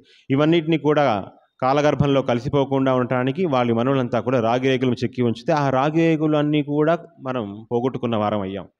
చివరికి ఎక్కడ దొరికాయి అంటే మనం తిరుమల యొక్క ప్రదక్షిణ మార్గంలో బయటికి వస్తున్నప్పుడు అందరు కూడా గుర్తుందండి, హుండీలో డబ్బులు వేస్తాం కదా, ఆ హుండీకి అపోజిట్లో ఉంటుంది అన్నమయ్య సంకీర్తన భాండాగారం అని. ఎక్కడెక్కడ ఆల్రెడీ మనం అన్ని ఇందాక అనుకున్నట్టుగా మన దేవాలయం మీద జాడులు జరుగుతున్నప్పుడు ఆ దేవాలయ సంపదను కాపాడుకోవాలి అనుకున్న వాళ్ళు ఎవరు దాచిపెట్టారేమో అనిపించేట్టుగా ఆ భాండాగారంలో, అంటే ఎప్పుడైనా చూస్తే అబ్జర్వ్ చేస్తే మీకు అనిపిస్తుంది తిరుమల యొక్క హుండీకి ఎదురుగా వస్తుంది అన్నమయ్య సంకీర్తన భాండాగారం. చిన్న కిటికీ, మహా అయితే ఇదిగోండి ఈ పుస్తకం ఉంది కదా, దీనికి ఇంతే 2 సార్లు వేస్తే ఇంత అంత చిన్న కిటికీ ఉంటుంది దానికి. ఇప్పుడు మనం ఓపెన్ చేసి అందులో రాగిరేగులు లభ్యమయ్యాయట. 32,000 సంకీర్తన కుసుమాలు లభించినటువంటి ఆ గ్రంథం మీద అటువంటి ఆ భాండాగారానికి ఒకవైపు అన్నమయ్య, ఒకవైపు పెదతిరుమలయ్య ఉన్నారని చెప్తారు. అన్నమయ్యకి ముందే తెలిసేమో తన సంకీర్తనలన్నింటినీ కూడా ఈ భాండాగారంలో దాచిపెడతారని. ఏమని చెప్పాడంటే, ఒక్క సంకీర్తనే చాలు ఒద్దికై మమ్ము రక్షించగా, ఒక్క సంకీర్తనే చాలు ఒద్దికై మమ్ము రక్షించగా, తక్కినవి భండారాన దాచి ఉండని, వెకసమగుని నామము వెల సులభము, ఫలము అధికము, దిక్కై నన్నేలితివి ఇకనవి తీరని నాధనమయ్యా, దాచుకో దాచుకో. నీ పాదాలకు చేస్తున్న పూజలు ఇవయ్యా. ఈ సంకీర్తనలన్నీ మాకు 32,000 అవసరమా? ఒక్క సంకీర్తన చాలు, మిగిలిన ఈ భండారంలో దాచి ఉంచుతాం. వెల సులభము కానీ ఫలము అధికము అని చెప్పాడు. కేశవనామో కేశవ రామ కృష్ణ గోవింద ఏదన్నా సరే వెల చాలా సులభం, వెల కట్టాల్సిన పని లేదు. అంటే ఖర్చుతో కూడుకున్న పని కాదుగా. నోరారా రామ కృష్ణ అని పాలిన ఇచ్చే ఫలితం మాత్రం అధికము అని చెప్పాడట అన్నమయ్య. తన యొక్క శేష జీవితాన్ని ఆ తిరుమలలో జరుపుతూ తన యొక్క మనుమడు అయినటువంటి చిన్నన్నను తన వెంట పెట్టుకుంటూ దుందుభినామ సంవత్సరం ఫాల్గుణ బహుళ ద్వాదశి, అప్పటికి 95 ఏళ్ళు నిండినటువంటి అన్నమయ్య సంకీర్తన రాశిని స్వామికి సమర్పించి అతనిలోనే కలిసిపోయాడని చెబుతాడు మన చిన్నన్న. ఇదే చిన్నన్న ఒక మాట చెప్పాడు, ఏమిటంటే మనం ఇప్పుడు విన్నటువంటి వేడుకొందామా పొడగంటి మయ్యా మేము కంటి శుక్రవారము గడియలేడింట అంటియలమేలు మంగ, ఈ కీర్తన కానివ్వండి ఎక్కువగా వారి యొక్క కుమారుడు పేతిరుమల రాసిన కీర్తనలు, చిన్న తిరుమల రాసిన కీర్తనలు. కానీ తాతగారు రాసినవి, తండ్రి గారు రాసినవి, అంటే చిన్నన్న వారి తండ్రి పేతిరుమలయ్య, వారి తండ్రి అన్నమయ్య, ఈ ముగ్గురు రాసిన కీర్తనలు పక్కన పక్కన పెట్టుకుంటే ఎవరు రాశారో మనకు అర్థం కాదు. అంటే సేమ్ ఉంటుంది, ఆల్మోస్ట్ వాళ్ళు రాసిన తీరు తెన్ను అన్ని సేమ్ ఒకే విధంగా ఉంటాయట. స్వామికి సుప్రభాత సేవ మొదలుకొని ఏకాంత సేవ వరకు అన్ని కీర్తనలు, అన్ని సేవలకు తగ్గ సంకీర్తనలు రచించి ధరించిన అన్నమయ్య ఇక్కడ ఒక విషయం మాట్లాడుకుందాం. ఆరగింపు కీర్తనలు కూడా వచ్చాయి. ఏమిటి అంటే స్వామికి మనం నిత్యం భోగం ఏం చేస్తాం, మనకైతే లడ్డు ప్రసాదం ఇచ్చి పంపిస్తున్నారు, కానీ ఆయనకి నిత్యం జరిగిన నివేదనలు అద్భుతం. ఆ నివేదనలు చూస్తూ ఉన్నటువంటి మన అమ్మవారు ఎవరు? ఒక చిన్న ప్రశ్న. అంటే వాళ్ళందరికీ ఒక చిన్న కథ ఏదో ఉంటుంది. ఒక బ్రాహ్మణుడు ఏదో యాగ నిమిత్తం ఏదో బలి ఇవ్వటానికి ఏదో మేకను ఏదో పట్టుకుపోతుంటే ఇద్దరు దొంగలు చూసి ఏం పట్టుకెళ్తున్నావు అయ్యా అన్నారు. మేక. కాదు కుక్క అన్నట్ట. మేక కాదు కుక్క. సరే ఇంకో ముందుకు వెళ్ళాడు, ఇంకో దొంగగాడు కనిపించి వాడదే అన్నాడు. ఏంటయ్యా బ్రాహ్మయ్య, ఏంటి నువ్వు కుక్కను పట్టుకెళ్తున్నాడు? లేదయ్యా ఇది మేక.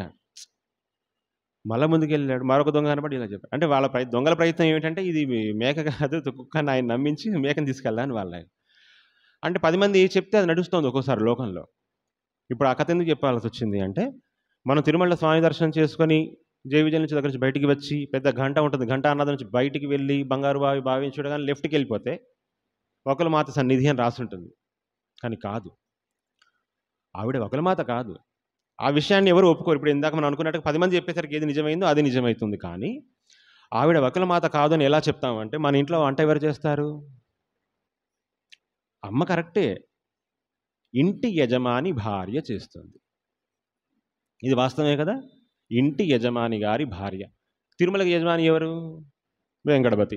ఆయన భార్య ఎవరు? అది. సో తన యొక్క భర్త గారికి ఏ సమయంలో వెళ్ళాల్సినటువంటి భోగాలు ఆమె తాగేవి కానివ్వండి, జుర్రుకునేవి కానివ్వండి, తినేవి కానివ్వండి వెళ్తున్నాయా లేదా సక్రమంగా అని చూస్తూ అజమాయిషి చెలాయించేవారు మహాలక్ష్మి.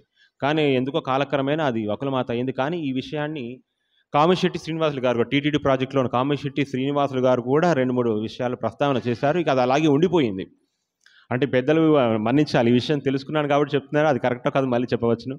ఎందుకంటే కామిశెట్టి శ్రీనివాసులు గారు కూడా వారు చెప్పినటువంటి విషయంలో ఇది మెన్షన్ చేశారు. 2-3 సార్లు వారి యొక్క ప్రసంగాలు విన్నాము. అందులో కూడా అక్కడ ఉన్నది ఎవరంటే సాక్షాత్తు మహాలక్ష్మి తన యొక్క భర్తకి వెళ్తున్నవి సరిగ్గా వెళుతున్నాయా లేదా అని అజమాయిషి చెలాయిస్తున్నటువంటి అమ్మవారు. ఇక బ్రహ్మోత్సవ వైభవం ఒక 5 నిమిషాల్లో చూసుకుందామంటే 5-10 నిమిషాల్లో.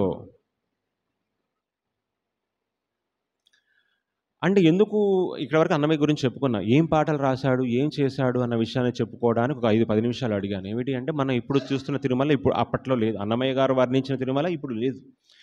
కాలక్రమేణా వేకాల మండపం రకరకాలు అన్నీ తీసేసి వాళ్ళకు నచ్చినట్టుగా వాళ్ళ వ్యవస్థ మార్చుకున్నారు. కాబట్టి స్వామి వైభవం కాస్త తగ్గిందని చెప్పొచ్చు. కానీ మూలమూర్తి వైభవాన్ని ఏమాత్రం పాడు చేయకుండా వాళ్ళు కార్యక్రమాలు నిర్వహిస్తున్నారు. ఇక ఒక్కసారి చూసుకుందాం. ఇందాక శుక్రవారం గురించి చెప్పుకుంటే కంటి శుక్రవారము స్వామి యొక్క దశావతార కీర్తనల వైభవాన్ని చెప్పుకోవడానికి ఇందరికీ అభయంబులిచ్చు చేయి కందువగు మంచి బంగారు చేయి. స్వామి యొక్క చేయి ఏమిటి అని చెబుతూ ఆ చేయి ఏ విధంగా పనిచేసిన దశావతారాన్ని వర్ణిస్తూ వస్తున్నాడు. ఇక అమ్మ యొక్క నాంచారి చూడి కొడుత్త నాంచారి తాను ధరించినటువంటి మాలలను తాను ధరించి స్వామికి అర్పించే మాలను తాను ముందుగా వేసుకొని తన యొక్క స్వామికి అందానికి సరిపోతానా లేదా అని చూసుకొని ఆ మాలల్ని పెరుమాళ్లకు అర్పించినటువంటి గోదాదేవిని వర్ణిస్తూ చూడరమ్మ సతులాల శోభాన పాడరమ్మ కూడున్నదీపతి చూడి కుడుతనాంచారి. మన ఎక్కువగా ప్రసిద్ధి చెందిన పెండ్లి కూతురు పిడికిట తలంబ్రాల పెండ్లి కూతురు కొంత పెడమరలి నవ్వేనే పెండ్లి కూతురు. ఇది ఒకటి పెళ్లి కూతురు పాట తెలుసు కానీ పెళ్లి కొడుకు పాట కూడా ఉందన్నాడు. పెట్టని కోటిందరికి పెళ్లి కొడుకు, అదొక పాట పెట్టుకొని చాంగు భళా చక్కని తల్లికి చాంగు భళా తన చక్కెర మోవికి చాంగు భళా సువ్వి సువ్వి సువ్వాలమ్మ నవ్వుచు దేవకి నందను గనియే సువి పాటలు. జాజర వాడల వాడల వెంట వసంతము జాడతో చల్లేరు నీపై జాజర జాజర జాజ వాడల వాడల వెంట వసంతము. తుమ్మెద తొల్లింటి వలెగావు తుమ్మెదా ఇంకా ఒల్లవుగా మా వలపువో తుమ్మెదా. ఉగ్గు పెడతాం కదా పిల్లలకి, ఉగ్గు పెట్టరే ఓయమ్మ చెయ్యొగ్గి నీదే శిశువోయమ్మ. మెల్లగా పెట్టండి ఉగ్గు, ఆయన కడుపులో అసలు లోకాలు ఉన్నాయి, చాలా కష్టం, మరి మెల్లిమెల్లిగా పెట్టండి అమ్మా అని చెప్తూ.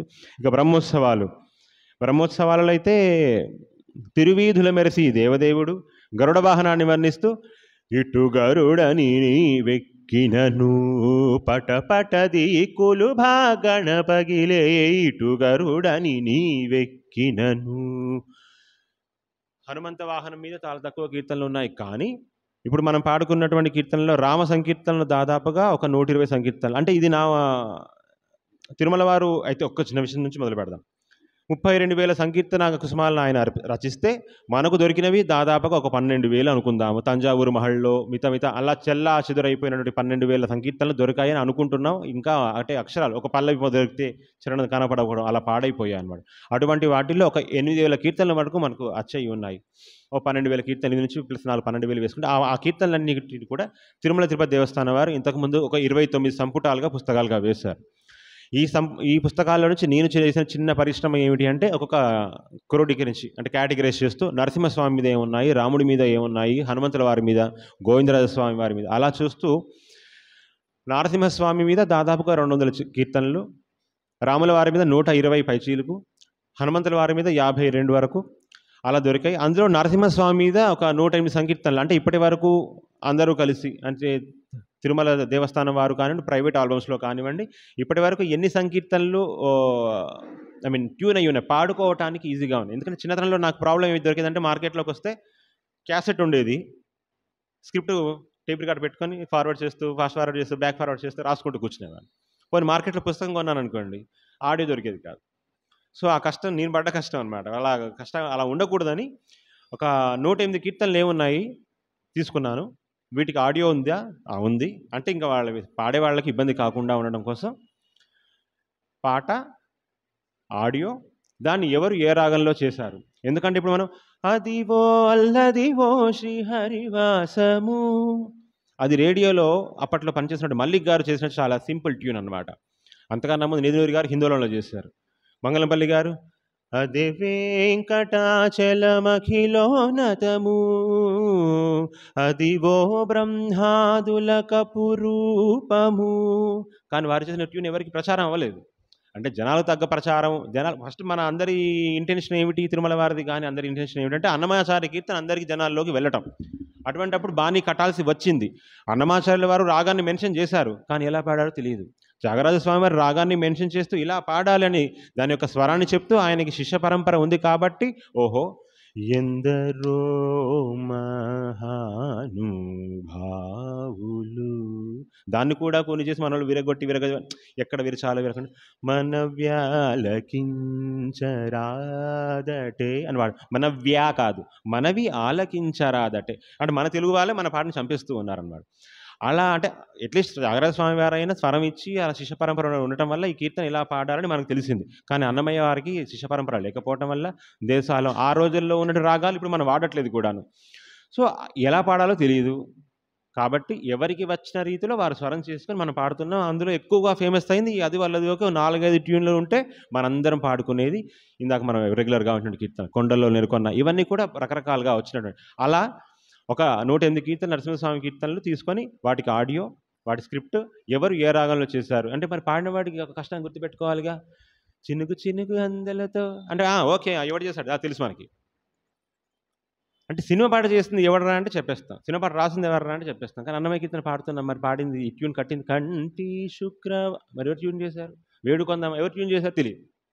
ఏదో పాడిస్తున్నా, ఏ రాగం తెలియదు. సో అట్లా నేను పడ్డ బాధ పడకూడదని చెప్పి ఒక 108 నరసింహ కీర్తనలని కలిపి చేసుకున్నాము. ఆ తర్వాత రామ సంకీర్తనలు రామచంద్రుడితడు రఘువీరుడు కామిత ఫలమూలియ కలిగెనిందరికి రామచంద్రుడితడు రఘువీరుడు. పల్లవికి 2 లైన్లు, 3 చరణాలు, ఒక్కొక్క చరణానికి 4 లైన్లు అంటే పాదాలు అంటాం.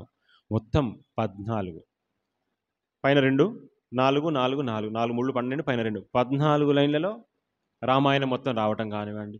ఓహో రాకాసులాల వదుసుండి వైరము దేవుని శరణనరో తెలుసుకోరో. స్వామి యొక్క వైభవాన్ని అంటే రామాయణాన్ని మొత్తాన్ని 14 లైన్లో ఇమిడ్చాలన్నా, గీతాసారాన్ని మొత్తం 14 లైన్లో ఇమిడ్చాలన్నా, ఏ వైభవం చెప్పాలన్నా అన్నమయ్యకి చెల్లింది. అంటే మొదలుకొని రామాయణం కథ మొదలుకొని స్టార్టింగ్ నుంచి మొదలుపెట్టి దశరథ పుత్ర కామిష్టి యాగం నుంచి మొదలుపెట్టి రావణ సంహారం వరకు అన్నీ కూడా సుందరాకాండ, ఓన్లీ సుందరాకాండ తీసుకొని ఇదే శిరసు మాణిక్యమిచ్చి పంపి నీకు నాకెయదనెరిగి తెచ్చి తిని అవధరించవయ్యా. ఇదే శిరసు మాణిక్యము ఇచ్చి పంపినది నాకు, అదనెరిగి తెచ్చి తిని అవధరించవయ్యా రామచంద్ర. అక్కడ మీ సీత ఎలా ఉంది అని వర్ణిస్తారు. సుందరాకాండలో ఒక సన్నివేశాన్ని తీసుకొని ఒక 14 పాదాలుగా మనకు ఇచ్చినటువంటి ఘనత అన్నమయ్యేది. చందమామ పాటలు, జోల పాటలు, సువి పాటలు, లాలి పాటలు, ఎన్నో అత్యద్భుతమైన సంకీర్తనలు రచించి తెలుగు సాహిత్యానికి అనన్యమైనటువంటి సేవ చేసి ఇచ్చాడు. కానీ మనం దానికి ఏమి సేవ చేసుకోలేకపోతున్న సమయంలో టీటీడీ వాళ్ళు పూనుకోవటం వల్ల శోభారాజు గారిని పెట్టడం, అంటే ఆ తర్వాత గరిమెల్ల గారు, అందరూ పారుపల్లి గారు అందరూ వచ్చి వారి యొక్క తాహత, అంటే స్వామి వాళ్ళందరినీ ఎంచుకున్నాడు, వారి యొక్క తాహత తగ్గట్టుగా అందరూ ప్రచారం చేస్తూ ఉండగా వారి దగ్గర కాస్త శిష్యరికం చేసినందుకు గాను నా వంతు ఇంత నేను 4 మెతుకులు ఈరోజు అన్నం తింటున్నాను ప్రశాంతంగా అంటే నాకు అన్నమయ్య కీర్తనే.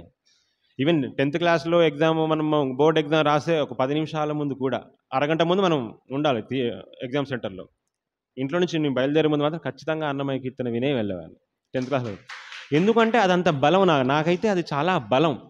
అది విని వెళ్ళాననుకోండి ఆన్సర్ దొరుకుతుంది, అది విని వెళ్ళాననుకోండి బలం వస్తుంది, అది విని వెళ్తే మనకందరికీ అన్నీ వస్తాయి. ఇందాక అనుకున్నాక ఒక్క సంకీర్తనే చాలు ఒద్దికైవమ్ము రక్షింపగా అని అన్నాడు. కాబట్టి ఆ బలం అందరం పాడుకోవాలి. ఎందుకంటే అందరం వేదం చదవలేరు, అందరూ పాత్రాలు పాడలేరు. అటువంటి వారి కోసమే అన్నమయ్య ఈ పాటలు ఇచ్చాడు.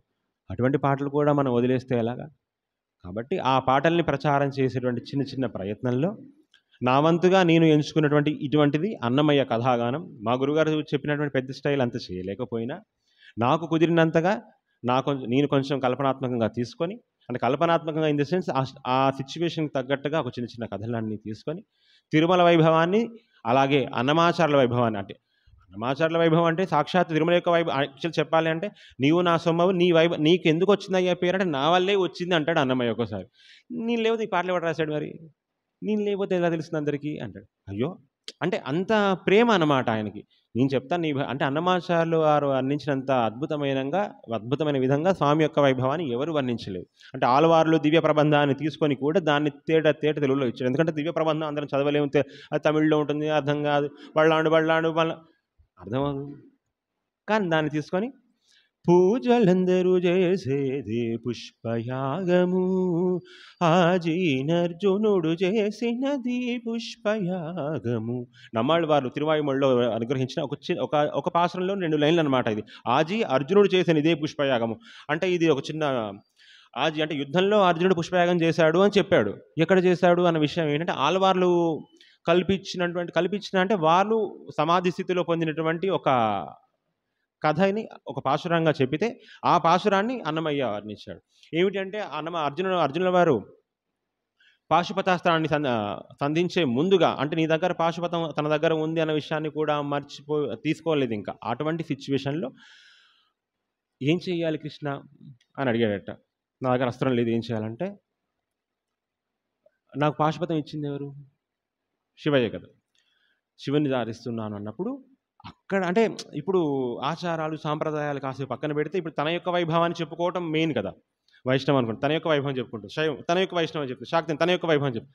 నమ్మల వాళ్ళకి అలా అనుగ్రహించారు. ఏమంటే సాక్షాత్తు పాశుపతాస్త్రాన్ని ఇచ్చినందుకు అర్జునుడు శివుణ్ణి ఆరాధిస్తుంటే, శివుణ్ణి ఆరాధించిన అంటే శివుడి ఆ పుష్పాలన్నీ కృష్ణుని యొక్క పాదాల దగ్గర ఉన్నాయట. ఓహో! ఆ శివుడికి ఇచ్చింది నువ్వేనా పరమాత్మ, నిన్ను వదిలిపెట్టి నేను తిరుగుతున్నాను అని నమ్మల్ వాళ్ళు అనుకున్నారట. ఆ పాశురాన్ని తీసుకొని ఆజీ అర్జునుడు చేసిన ఇదే పుష్పయాగం అని ఒక పుష్పయాగ కీర్తన వేసుకున్నారు.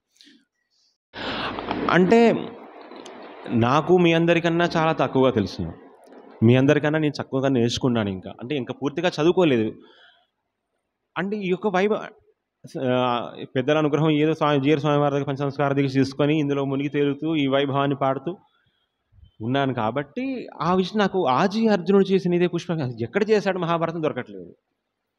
అంటే నమ్మాళ్ళవార్లు అనుగ్రహించినటువంటి ప్రబంధంలో ఉన్నది అన్న విషయాన్ని వీళ్ళు చెప్పారు. అది కరెక్టా కాదా అన్న సిచ్యువేషన్ పక్కన పెడితే, జరిగిందా లేదని పక్కన పెడితే, కవి తాను ఊహించుకున్న దాన్ని చెప్పేటువంటి అధికారం ఆయనకుంది కాబట్టి అక్కడి నుంచి తీసుకున్నాడు. అన్నమయ్య ఆ పదాన్ని తీసుకొని ఒక పెద్ద కీర్తన రచించాడు. ఇందాక మీతో అన్నట్టుగా సిద్ధాంతాలని పక్కన పెట్టుకోవాలి. ఎందుకంటే మనం అందరం మళ్ళీ చివరికి తీసుకొచ్చి పరమాత్మ కోసమే పని చేయాలి, ధర్మాన్ని రక్షించుకోవాలి, ఆ ధర్మాన్ని కాపాడుతుంది అనుకునే దిశగా మనందరం ఉన్నాం, స్వామి యొక్క సేవలో ఉండాలి కాబట్టి. అట్లా అన్నమాచార్యుల వారు ఇచ్చినటువంటిది ఏమిటి అంటే ఇందాక మనం ఆల్వార్లు వీళ్ళందరూ చెప్పుకుంటే నాయనార్లు స్వామి యొక్క వైభవాన్ని అద్భుతంగా ప్రచారం చేశారు. అలాగే 12 మంది ఆల్వార్లు శ్రీ వైష్ణవాన్ని ప్రచారం చేశారు. నన్ను ఒకరు అడిగిన ప్రశ్న ఏమిటి అంటే, ఈ సంకలనం చాలా వెతుకుతున్నప్పుడు అన్నమాచార్యులు వర్తించినటువంటి శివ సంగీతం అడిగారు. పాజిబుల్ ఎలా అవుతుందండి అని నేను అన్నాను. మీరేమనుకోవద్దు, ఎలా పాజిబుల్ అవుతుంది? బీజేపీ పార్టీలో ఉన్నవాడు వచ్చి కాంగ్రెస్ అని జై కాంగ్రెస్ అనలేడుగా. జై కాంగ్రెస్ అనరు కదా. ఎవరి సిద్ధాంతాన్ని వాళ్ళు పాటిస్తారండి అంటే ఒప్పుకోవటం లేదు. జనాలు అలా ఉన్నారనమాట.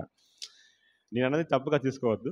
ఎందుకంటే మరి ఆయన పాటించిన సిద్ధాంతం వైష్ణవం, ఈయన పాటించింది ఆయనలో. సో అలా ఉంది, జనాల పరిస్థితి అలా ఉంది. ఇందాక గురుగారు ఒకటి చిన్న రిక్వెస్ట్ పెట్టి వారు ఆజ్ఞాపించినట్టుగా సంకలనం నుంచి ఏదైనా ఒక కీర్తన, ఇందులో తప్పులు ఏమైనా ఉంటే నన్ను మన్నించండి.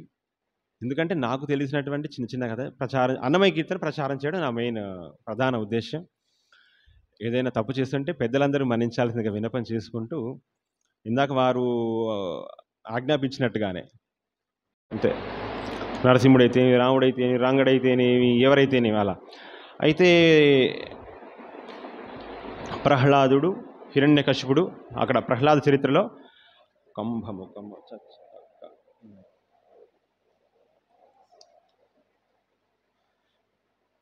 దుష్ట దైత్యుడు అయినటువంటి హిరణ్యకశిపుని చీలుస్తున్నప్పుడు ఏ విధంగా ఉంది అనే ఒక సన్నివేశాన్ని చెప్పే సంకీర్తన ఇది.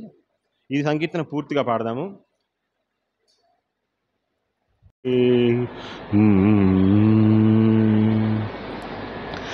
కంభమున వెడలి ఘన నరసింహము కుంభిని హిరణ్యుగూలిచెను. కంభమున వెడలి ఘన నరసింహము కుంభిని హిరణ్యుగూలిచెను. కంభమున వెడలి ఘన నరసింహము కుంభిని హిరణ్యుగూలిచెను. కుంభిని హిరణ్యుకూలిచెను. కుంభిని హిరణ్యుకూలిచెను. నారసింహాయ నమో నమో, నారసింహాయ నమో నమో, నారసింహాయ నమో నమో, నారసింహాయ నమో నమో.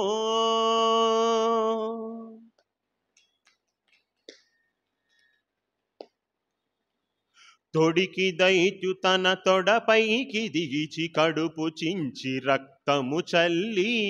తొడికి దైత్యు తన తొడపైకి దిగిచి కడుపు చించి రక్తము చల్లి. జడియక పేగులు జందెంబులుగా మెడదగిలించుక మెరసి వాడే. జడియక పేగులు జందెంబులుగా మెడదగిలించుక మెరసి వాడే. కంబమున వెడలి ఘన నరసింహము కుంభిని హిరణ్యుగూలిచెను. కుంభిని హిరణ్యుకూలిచెను. కుంభిని హిరణ్యుకూలిచెను.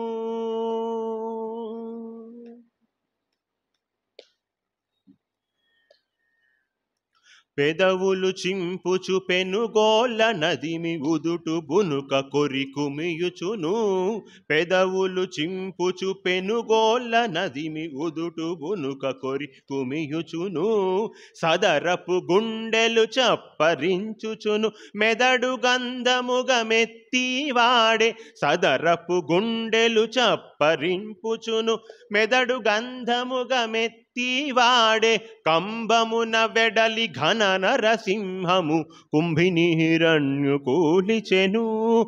కుంభిని హిరణ్యు కూలిచెను. కుంభిని హిరణ్యు కూలిచెను. నారసింహాయ నమో నమో. నారసింహాయ నమో నమో. నారసింహాయ నమో నమో. నారసింహాయ నమో నమో.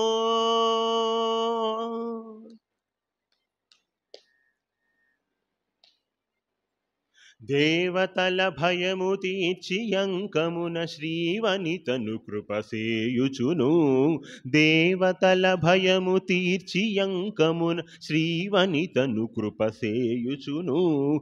పావన పుటహో బలగిరి దైవము శ్రీ వెంకటగిరి చెలగివాడే. పావన పుటహో బలగిరి దైవము శ్రీ వెంకటగిరి చెలగివాడే. శ్రీ వెంకటగిరి చెలగివాడే. శ్రీ వెంకటగిరి చెలగివాడే. కంబమున వెడలి కంబమున వెడలి కంబమున వెడలి ఘన నరసింహము కుంభిని హిరణ్యు కూలిచెను. కంబమున వెడలి ఘన నరసింహము కుంభిని హిరణ్యు కూలిచెను. కుంభిని హిరణ్యు కూలిచెను. కుంభిని హిరణ్యు కూలిచెను. నారసింహాయ నమో నమో. నారసింహాయ నమో నమో. నారసింహాయ నమో నమో. నారసింహాయ నమో నమో. నారసింహాయ నమో నమో. నారసింహాయ నమో నమో. నారసింహాయ నమో నమో. నారసింహాయ నమో నమో. నారసింహాయ నమో నమో. నారసింహాయ నమో నమో.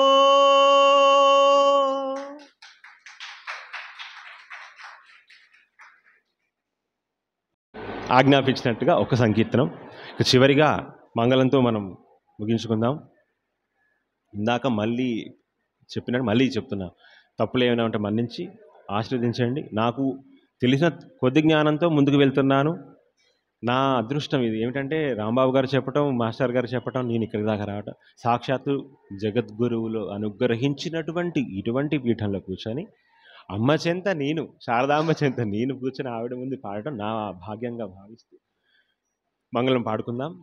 మహాలక్ష్మి గారి మీద అమ్మవారి మీద అన్నమయ్య కీర్తన ఒక చరణం పాడుకొని ఆ తర్వాత పవమానసుతుడు బట్టి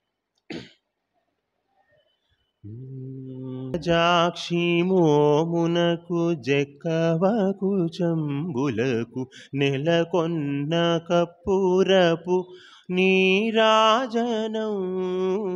జలజాక్షి మోమునకు జెక్కవకు చంబులకు నెలకొన్న కప్పురపు నీరాజనం. అలివేని తురుమునకు హస్తకమలంబులకు. అలివేని తురుమునకు హస్తకమలంబులకు నిలువు మాణిక్యముల నీరాజనం. నిలువు మాణిక్యముల నీరాజనం. నీరాజనం. నీరాజనం. క్షీరాబ్ది కన్యకకు శ్రీ మహాలక్ష్మికి నీరజాలయమునకు నీరాజనం. నీరాజనం. నీరాజనం.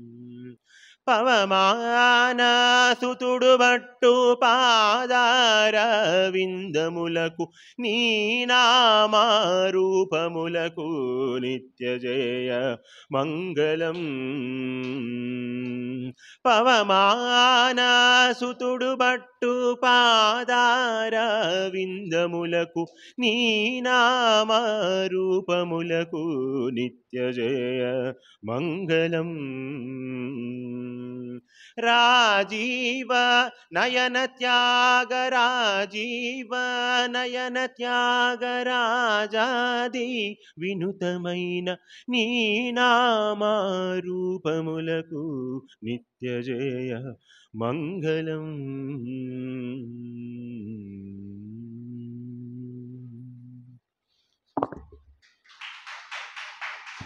బాగాలేనప్పుడు స్వామికి అనుకుని ఒక చిన్న సంకలనాలు చేశాను మాస్టర్ గారు.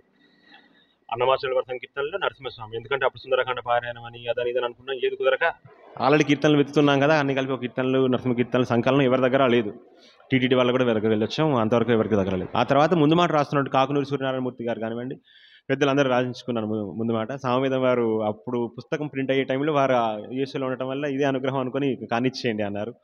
ఆ తర్వాత మా గురువు గారు జీఆర్ స్వామి వారు ముందు మాట. ఆ తర్వాత అందులో సెకండ్ ఎడిషన్లో యాడ్ చేసింది ఏమంటే, తెలుగు రాష్ట్రాలే కాక బయట రాష్ట్రాల్లో ఉన్నటువంటి స్వయం వ్యక్త నరసింహ క్షేత్రాలు ఏమిటి, ఒక ఫోటో ఆమె ఆ క్షేత్రం గురించి, ఒక 108 క్షేత్రాల గురించి ఒక సంకలనం అనమాట. అంటే యాత్రలు చేసేవారికి కానివ్వండి ఈజీగా ఉంటుంది, కీర్తనలు పాడుకునే వారికి ఇంకో విధంగా ఉంటుంది. వీలున్న వారు తీసుకొని తర్వాత అప్పచెప్తాను, ఎందుకంటే ఈ పుస్తకాలు ఎక్కువ తీసుకురాలేకపోయాను.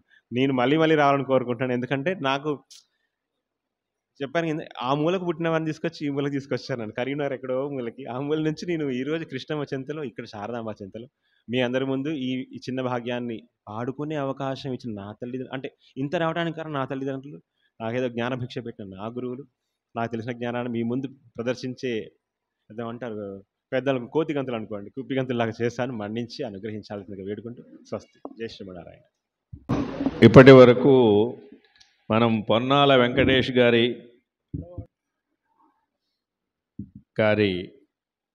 అన్నమయ్య కథాగానం అనేటువంటి కార్యక్రమాన్ని చక్కగా ఆలకించాం. అన్నమయ్య కీర్తనలు వింటుంటాం, అన్నమయ్య అనే పేరు అందరికీ తెలుసు, ఆయన కీర్తనలు వింటూ ఉంటాం. కానీ ఆయన కథ గాన రూపంగా ఈ విధంగా మధ్య మధ్య ఏ సందర్భాల్లో ఏ కీర్తనలు ఆయన పాడవలసి వచ్చింది అనేటువంటిది సవివరంగా చక్కగా అందరికీ అర్థమయ్యేటువంటి రీతిలో మన వెంకటేష్ గారు భక్తి ప్రపత్తులతో, ముందు ముఖ్యంగా ఆ శ్రీ వెంకటేశ్వరుడి మీద భక్తితో, అన్నమయ్య మీద భక్తితో ఆయన చక్కగా మనకు వివరించారు ఇందాక నుంచి కూడా. ఎందుకంటే ఈ సంగీతమపి సాహిత్యం సరస్వత్యాః స్తనద్వయం ఏకమాపాత మధురం. సంగీతము చెవిలో పడటంతో మాధుర్యంగా ఉంటుంది, అబ్బా ఎంత బాగుందా అనిపిస్తుంది అన్నమాట. కాబట్టి చాలా వారికి సభాముఖంగా ధన్యవాదాలు తెలియజేసుకుంటూ, ఆ శారదాంబ వారి కృపా కటాక్ష వీక్షణాలు, అలాగే జగద్గురువులు భారతీతీర్థ మహాస్వామి వారు, విధిశేఖర భారతీ స్వామి వారి యొక్క అనుగ్రహ ఆశీస్సులు వారిపై నిరంతరము ప్రసరించాలని కోరుకుంటూ, ఈ మాసం మానసోల్లాసం సంస్థ తరపున వారికి శతధా సహస్రధా ధన్యవాదాలు తెలియజేసుకుంటూ, వారిని ఒక వేద పనసతో ఆశీర్వదించి మన ముష్టి కృష్ణమోహన్ శర్మ గారు వచ్చారు. ఇప్పుడు అమ్మవారి వేద పండితులు కూడా తీసుకొచ్చింది వెంకటేష్ గారి కోసం. కృష్ణకిషోర్ గారి అబ్బాయి వేద పండితులు విజయవాడలో ఉంటున్నారు. వేద పనసతో ఆశీర్వదం చేసిన తర్వాత సన్మానం మా ధర్మాధికారి గారు నీలలోహిత గారు చేస్తారు. కృష్ణమోహన్ శర్మ గారిని వచ్చి వైదిక ఆశీర్వచనం చేయవలసింది. అంత్వా గణపతి గోహవామహే కవిం కవీనాముపమశ్రవస్తమం జ్యేష్ఠరాజం బ్రహ్మణాం బ్రహ్మణస్పత ఆనశృణ్వన్నోతిభిः సీదసాదనం ప్రణో దేవీ సరస్వతీ వాజేభిర్వాజినీవతి ధీనామవిత్రియవతు. శ్రీమహాగణాధిపతయే నమః. శ్రీమహాసరస్వత్యై నమః. శ్రీగురుభ్యో నమః. హరి ఓం. ప్రసో అగ్నే తవోతిభిः సువీరాభిస్తరతి వాజకర్మభిः యస్యత్వగో సఖ్యమావిథ प्रहोत्रे पूर्व्यं वचोऽग्नये भरता बृहतु विपाञ्ज्योतिगुंषि बिभ्रतेन वेधसे अग्नेत्रीते वाजिनात्रीषधस्ता तिस्रस्ते जिह्वा अर्तजातपूर्वीः तिस्र उते तनुवो देववातास्ताभिर्नः पाहि गिरो अप्रयुच्छन् संवाङ्कर्मणा समिषाहि नोमीन्द्रा विष्णु अपसस्पारे अस्या जुषेथायज्ञन्द्रविणं च धत्तमरिष्टैर्नः पथिभिः पारयन्ता उभाजिज्ञथुर्न पराजयेथेन पराजिज्ञे कतरश्च नैनोः इन्द्रश्च विष्णो यदपस्पृथेथां त्रेधा सहस्रं विततैरजेथां त्रीण्यायुगुंषि तव जातवेदस्तिस्र आजानीरुषतस्ते अग्ने ताभिर्देवानामवो यक्षि विद्वानथा भवयजमानाय संयोः अग्निस्त्रीणि त्रिधातून्याक्षेति वितथा कविः सत्रीगुरेकादशागुं इह यक्षच्च विप्रयच्च नो विप्रो दूतः परिष्कृतः नभन्तामन्यके समे इन्द्राविष्णो दृगुंहिताः शम्बरस्य नवपुरो नवतिञ्जश्न्यधिष्ठं शतं वर्चिनः सहस्रं च साकगुं हथो अप्रत्यसुरस्य वीरान् उत मातामहिषमन्ववेन दमीत्वा जहति पुत्रदेवाः अथाब्रवीद्वृत्रमिन्द्रो हनिष्यन् सखे विष्णो वितरं विक्रमस्व शतं जीव शरदो वर्धमान इत्यमिनिगमो भवति शतमिति शतं दीर्घमाजुर्मरुत एनावर्धयन्ति शतमेनमेव शतात्मानं भवति शतमनन्तं भवति शतमैश्वर्यं भवति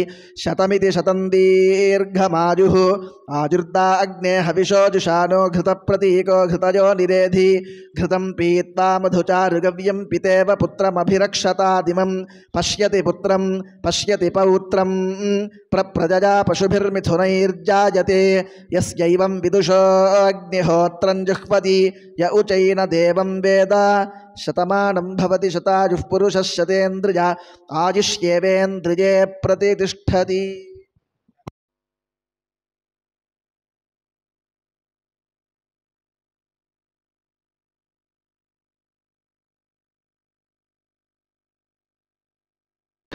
శ్రీ పొన్నాల వెంకటేష్ గారిని మనకు అన్నమయ్య గానామృతాన్ని మరి అందించినటువంటి వెంకటేష్ గారిని మన శంకరమఠం ధర్మాధికారి గారు ఈరోజు ముఖ్య అతిథి గారు అయినటువంటి 2 పోస్టులు ఉన్నాయి కాబట్టి వారి చేత సన్మానం జరుపుదాం యథోచితంగా. నీలలోహిత గారిని వారిని సత్కరించవలసిందిగా కోరుతూ ఉన్నాను.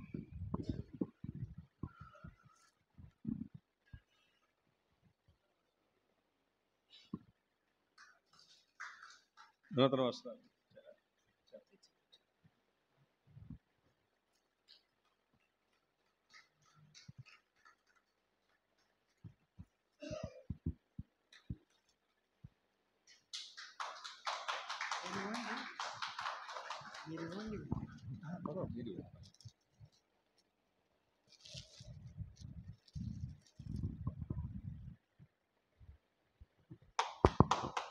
శతమానం భవతి సదాయుః పురుషస్యేంద్రియ ఆయుష్యేవేంద్రియే ప్రతిష్టతి. శారదాంబాయాః అనుగ్రహప్రాప్తిరస్తు. జగద్గురుణాం అనుగ్రహప్రాప్తిరస్తు. ఇప్పుడు మనకు ఈరోజు ముఖ్య అతిథిగా విచ్చేసినటువంటి మన శంకరమఠం ధర్మాధికారి గారు శ్రీ ఎడవల్లి నీలలోహిత శాస్త్రి గారిని మన మాసం మానసోల్లాసం కార్యదర్శి గారు పవన్ కుమార్ శర్మ గారు యథోచితంగా అతిథులను సత్కరించుకోవాల్సి కాబట్టి సత్కరించవలసిందిగా కోరుతున్నాను.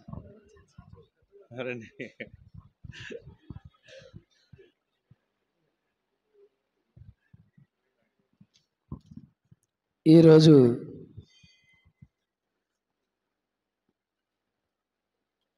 ఈ సంస్థకి ధర్మాధికారిగా ఉన్నటువంటి మహనీయులు రాక మన కార్యక్రమానికి ఇన్నాళ్లకు విచ్చేసినందుకు వారి రాకను మహదానందంగా భావిస్తూ మా ఈ చిరు సత్కారాన్ని స్వీకరించి మమ్మల్ని ఆశీర్వదించవలసిందిగా మనసారా ప్రార్థిస్తూ ఉన్నాం.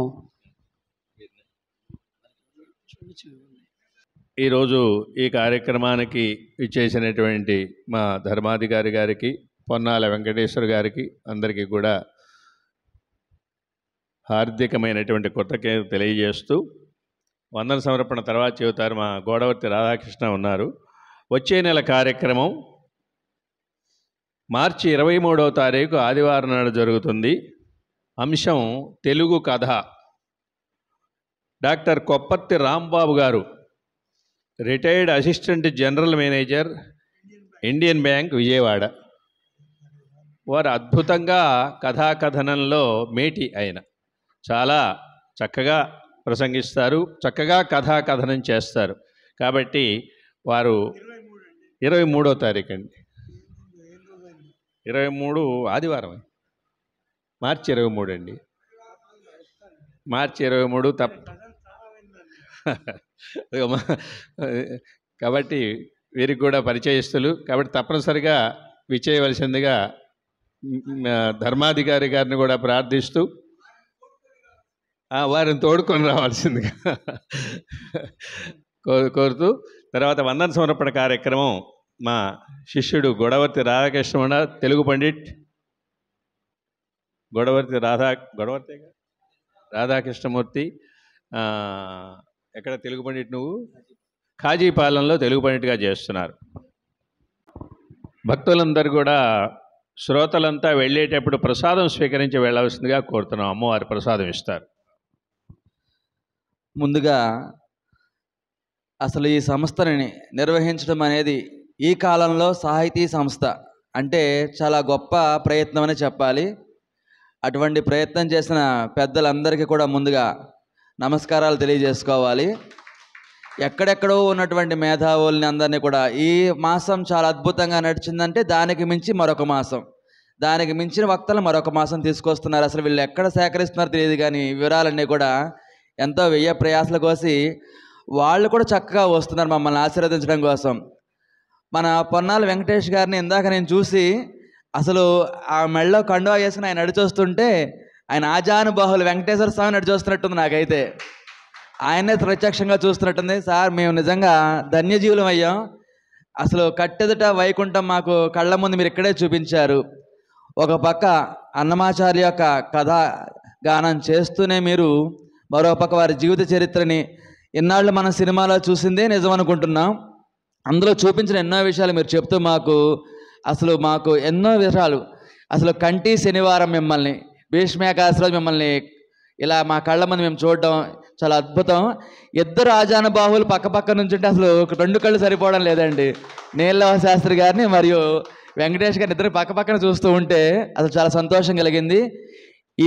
ఇందులో నన్ను కూడా ఒక సమిధిలాగా మార్చినటువంటి ప్రతి ఒక్కరికి కూడా నా ధన్యవాదాలు తెలియజేసుకుంటూ, ఎంతో వ్యయ ప్రయాసాలు గోల్చి హైదరాబాద్ నుంచి ఇక్కడికి వచ్చారు పొన్నాల వెంకటేష్ గారు.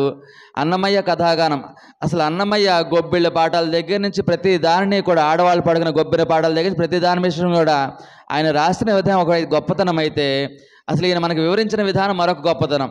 ఎంతో చక్కగా మాకు వివరించారు సార్. నిజంగా మీకు సహస్రదా కూడా ధన్యవాదాలు తెలియజేసుకుంటున్నాం. అలాగే మాకు ఎంతో ఆదరాభిమానాలు కలిగించినటువంటి నీలలోహిత శాస్త్రి గారికి కూడా మా ధన్యవాదాలు. ఇక మాకు గురువులు, ప్రత్యక్ష గురువులే వీరు, పరోక్ష గురువులు కాదు.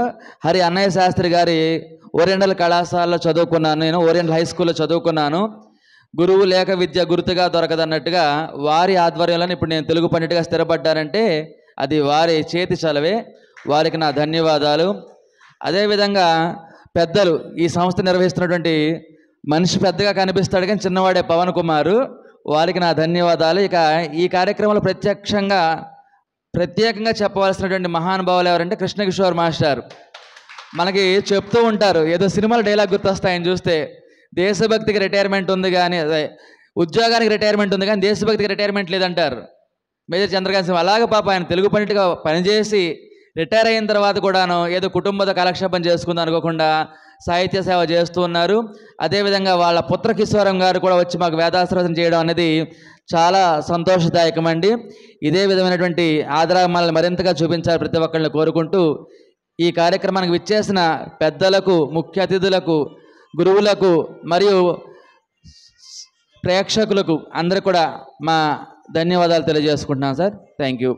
అసలు విద్యా వినయ సంపన్నులు అంటే పొన్నాల వెంకటేష్ గారు. నేను విద్యా సంపన్నులు చూశాను, ప్రతి మాటలో వినయం కనబడుతుంది. వారి మాటలు ఎంతో వినయంగా ఆయన అసలు మీ విధానం మాత్రం చాలా అద్భుతం సార్. Thank you sir. శోభతే. కాబట్టి అంత వినయ సంపన్నుల్ని అమ్మవారు ఇక్కడికి తీసుకొచ్చింది. ఈ రోజున చక్కగా వివరించారు.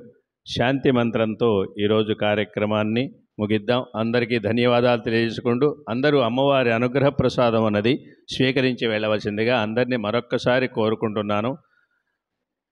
సహనావతు సహనౌ భునక్తు సహ వీర్యం కరవావహై తేజస్వినావధీతమస్తు మా విద్విషావహై. ఓం శాంతి శాంతి శాంతి.